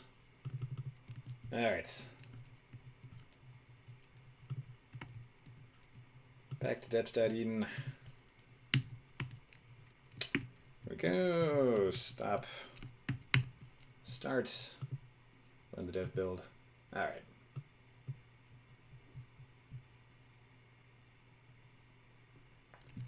Now that is downloading and starting. Okay, when the image is not nil, I'll do this thing.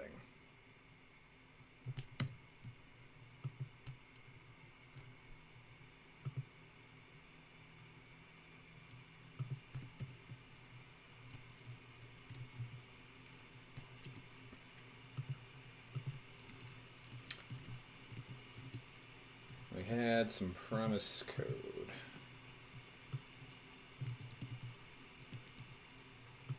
So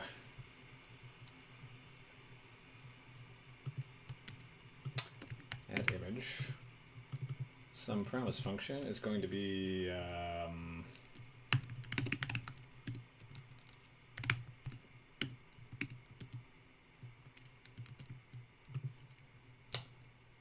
that's JS fetch on the URL with that request. So the URL is going to be our local URL plus the image. Now if we just go to the JavaScript fetch docs, multi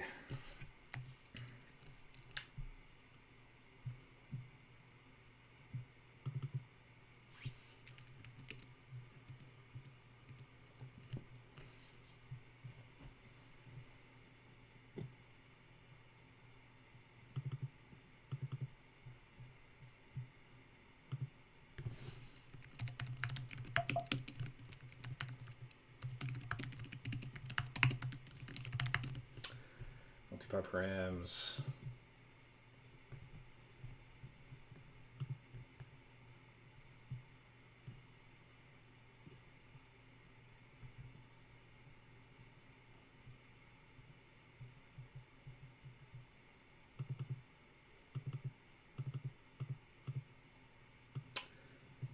And method posts.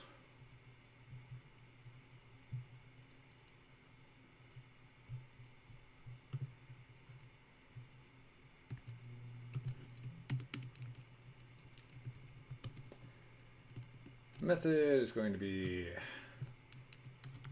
post.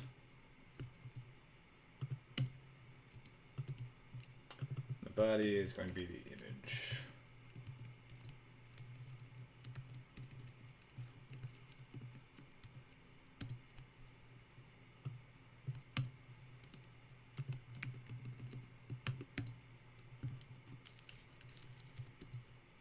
Nope.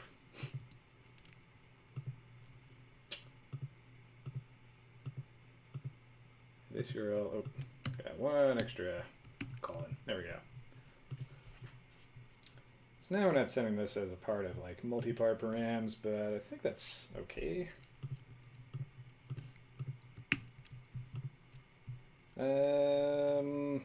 P then. All right, I need to require this library. Require kitchen async promise as P. All right. Okay.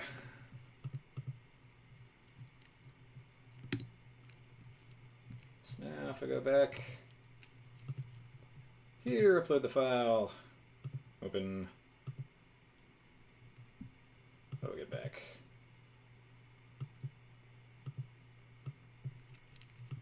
And really?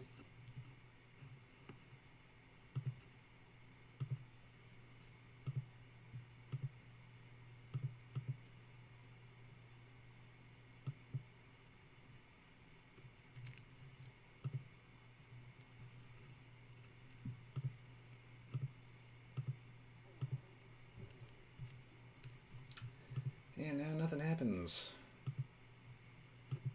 Return JS fetch.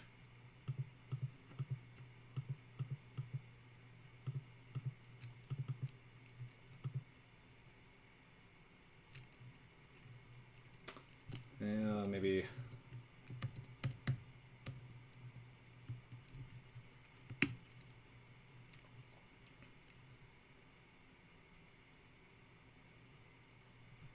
Number of arc 0. Yep. I can fix that.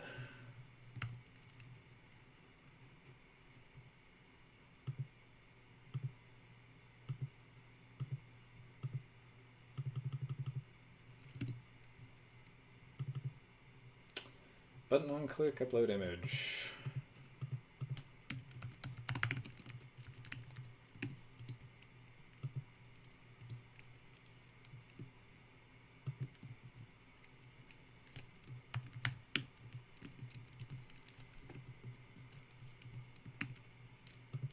Oh. There we go. Upload image is a function that does nothing because I didn't copy it right. That's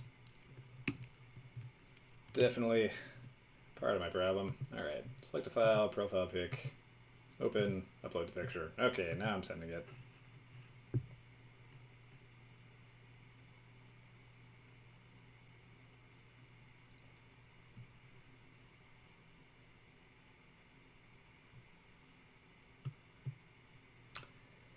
Params, headers, origin.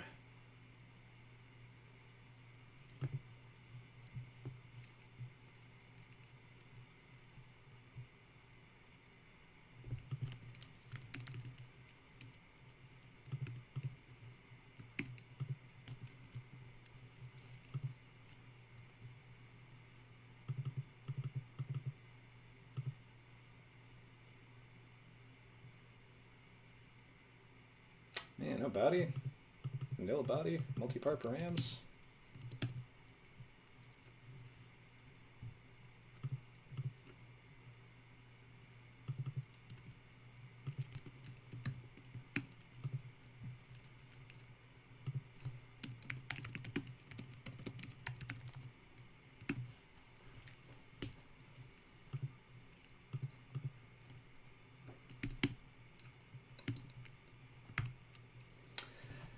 Refresh for good luck.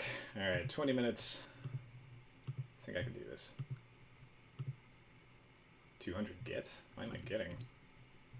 JS fetch, method post.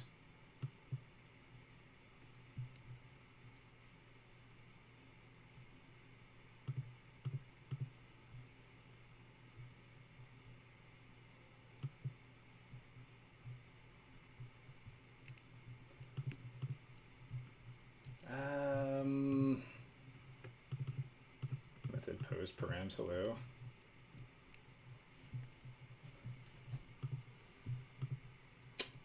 Wait fetch on that URL. Fetch interrupt closure script.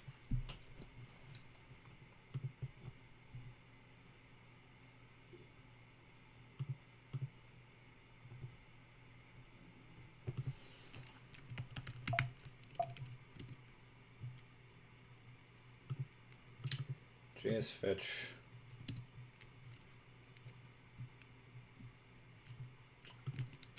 Fetch API closure script.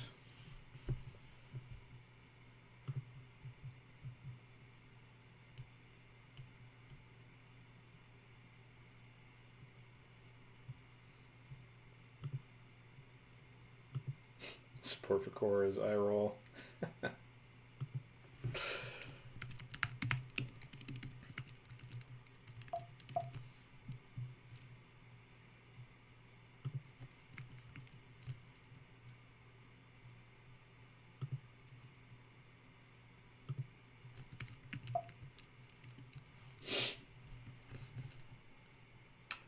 T request type.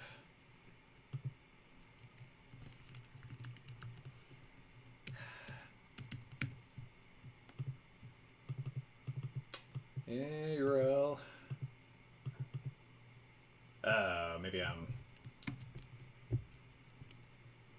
need to do this like closure script into JavaScript object thing. That could be it.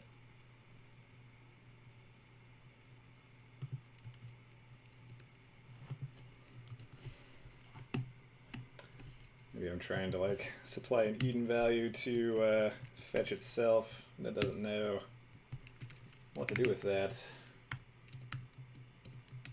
This is probably it.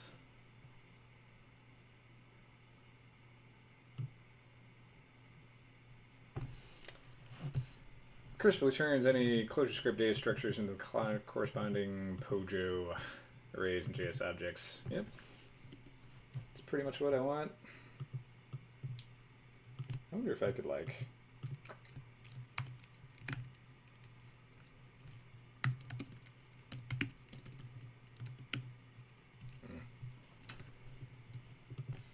still a bit opaque to me about how I use the REPL with ClojureScript. I'd really like to get to that point though. Okay, that was exactly what we needed. So now we're posting. Now we still don't get anything on the multipart params or the route params. Man, really?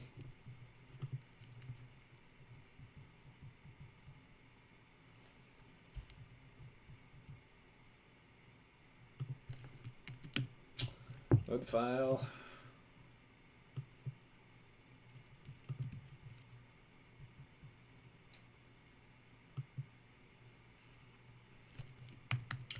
Call the main function. Upload the picture once more. Request method posts. Body is nil. API upload image. Form params, async channel, don't need to worry about that.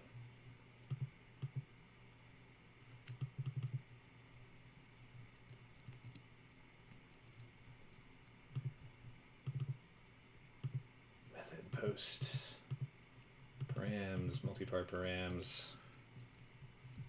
I'm not sending this to fetch correctly.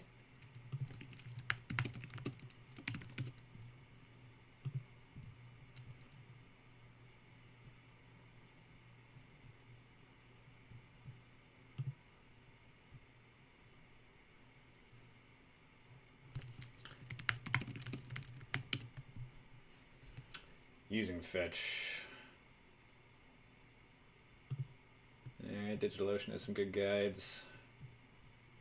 Just looking for some example code.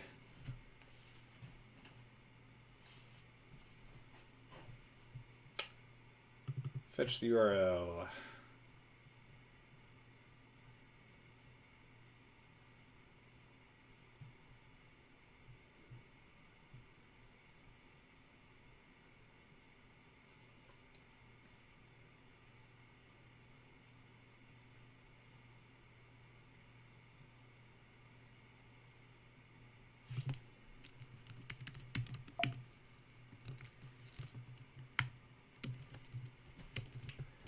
Trying to send it with params. DigitalOcean. Fetch data. Here we go. Method post, body data, headers.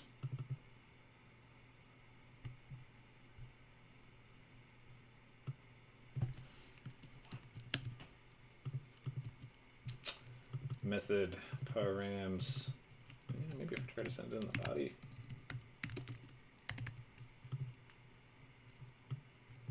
Couldn't hurt. I wonder what I was actually posting this whole time.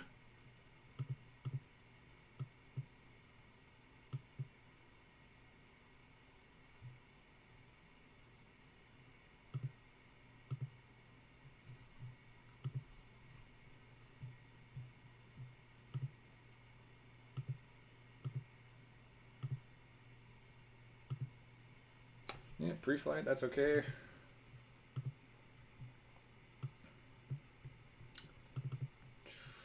Response. Headers, okay. Redirected. Status text, okay.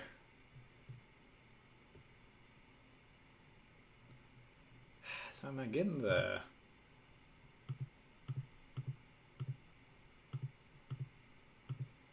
I'm logging the pre-flight thing before I'm logging the post.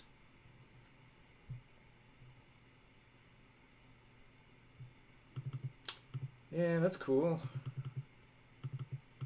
Byte input stream. Still have the multi-part thing. I'm totally telling it to send params and to send multi-part params, but that's empty. But I can send something on the body? It's quite bizarre.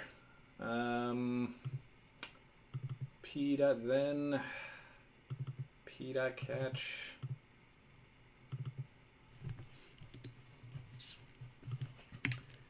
That then for pre-flight cores response JavaScript fetch. Fetch cross-origin requests and then scribe. I don't know the closure script syntax, but I think JavaScript fetch expects a body of form data. Yeah, I've seen that a few times. This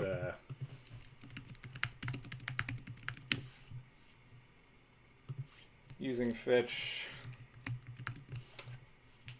Is this like form data API, which I thought was just a creates an empty form data object. It doesn't say it creates a empty object, but yeah, what I thought this was just an object where you've got this like form data append thing, which is like a key and a value. So I thought I could send just like a normal object in fetch, but maybe I can't.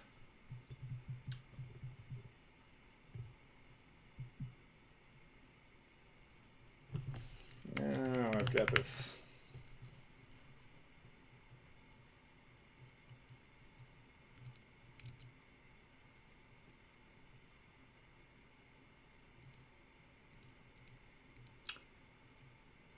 Step 1, prior to sending such a request. Pre-flight response. Server should respond with status 200 and the headers. That allows future communication, otherwise an error is triggered. The actual expressed, actual response. Credentials, summary.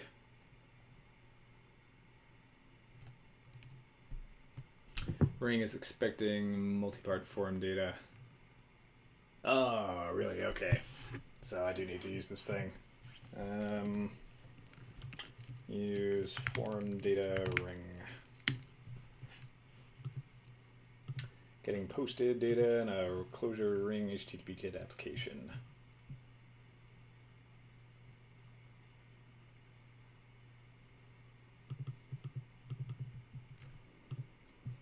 Oh man, more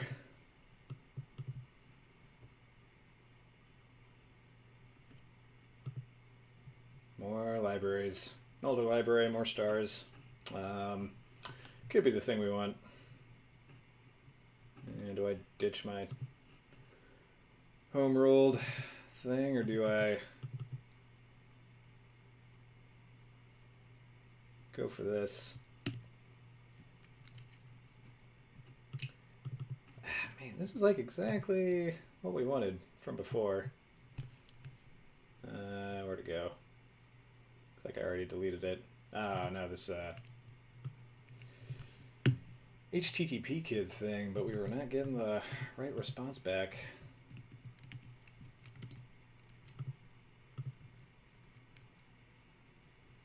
Well, you never make as much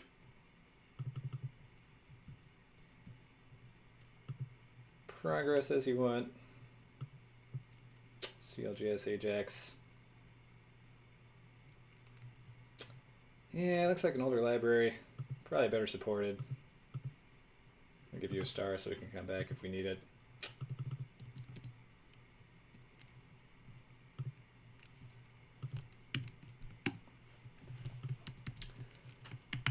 Restart the REPL because we have new dependencies. No, I think there's some nice copy-pastable code here that we can make use of. Oh no, that was in the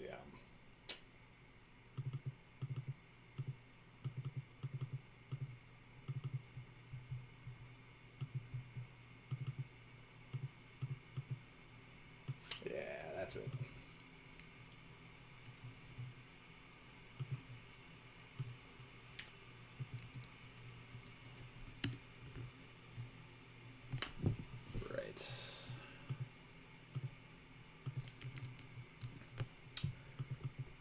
form data, post,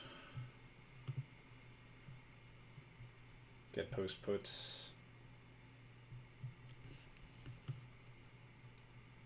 acquire Ajax core, refer get post. Don't need get, but we do need post. All right. How many async libraries does it take to develop a JavaScript application? Approximately 1 billion. Form data, append image, append file,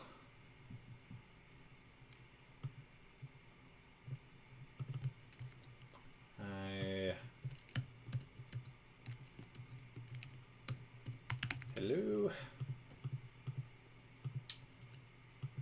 Let's post to our URL. Following stuff. But we also need a handler.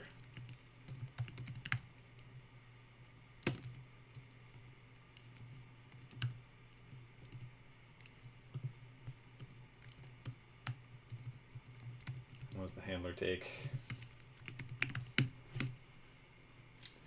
The handler function for successful operation should accept a single parameter, which is a deserialized response.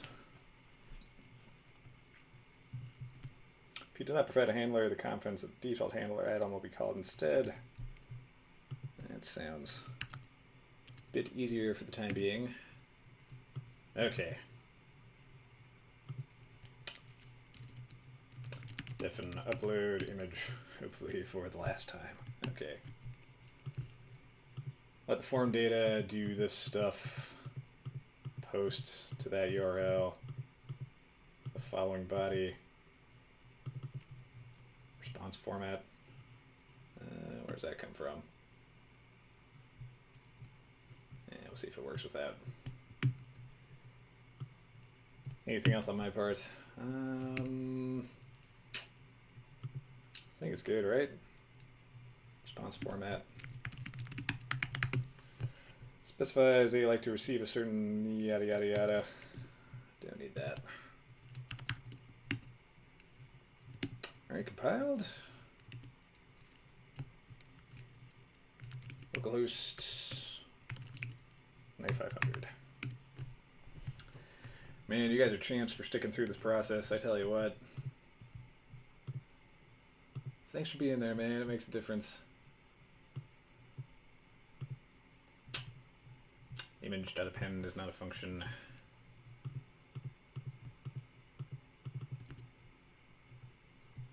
Back to the example.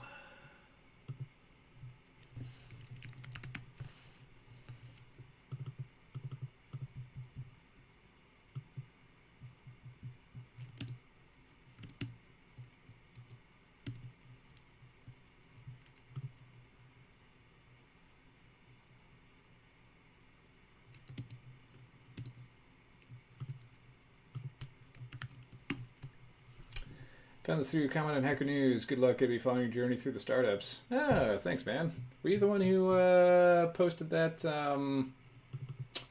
that comment about being stuck in the grind? Yeah. Or maybe you saw that. Maybe you weren't that poster I replied to. But hey, man. Yeah, I appreciate you following me. The parens are off. Someone said. Perenninins, oops. JS form data, append image.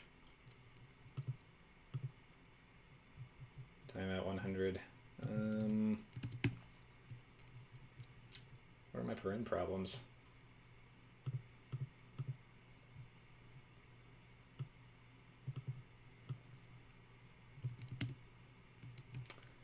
Yeah, let's maybe just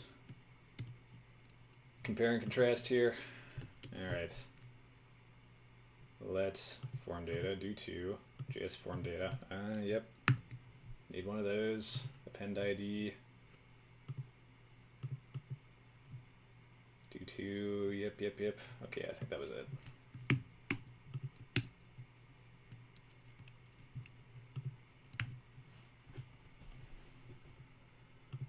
select a file, profile pic, open upload, no errors. Oh shit, look at that. Oh my god, in the 11th hour, 11:57, CLJS Ajax response demo file PNG. It's exactly what we wanted. Oh hell yeah. Multi-part params image, the object. Okay, so we need to do a little fiddling on the backend code to actually like save this picture, but oh, exactly what we wanted. Multi-part, oh, hold on. Do I have the exact code I need already? I think I might. Get in multi-part params, image, temp file, yep. Copy, temp file path. What? Got my parens messed up. There we go.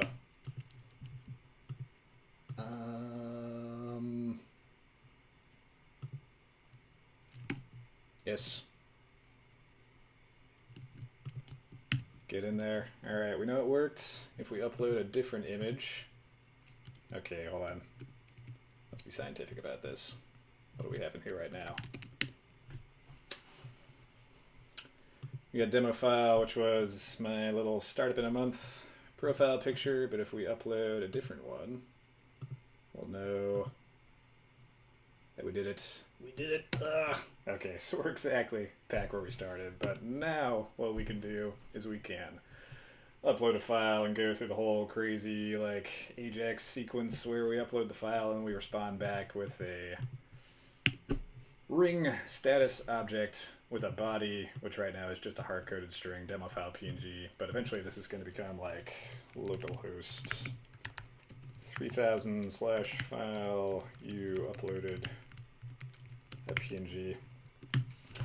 And once we can do that, we can send the source string to the image on the front end client, which will render, and then after that we can start actually doing stuff with this. All right, cool. Man, what a journey. But yeah, I think part of this is just discovering like what libraries are good, because as you can see, we had HTTP client, which didn't have a great story for like handling responses from the server. Like all I was getting was like promise race conditions, or I think I was anyway, and I wasn't sure how to like respond to the requests I was getting. We tried a little core async, which is a little bit crazy. We tried writing a fetch manually with this like kitchen async promise library that didn't turn out too well, but finally we got this, what is this library even called? Form data post. Yeah, Ajax core. We found this, which actually does what we want, which is like post the thing to the server and then give us a nice way of like actually intercepting that response, which has the path to the file name, which we'll be able to do all that stuff I was talking about before. So, wow. If you watched that whole thing, you're a champ. Thank you very much. And yeah, next time on Startup in a Month, we're going to see that image we uploaded in the browser, and we're going to be able to do stuff with it. And that's going to be great. So anyway, ta-ta for now. If you're a new viewer, thanks for joining. I'm here every day at 9:30 a.m. EST, and yeah, catch you on Friday. Peace, everybody.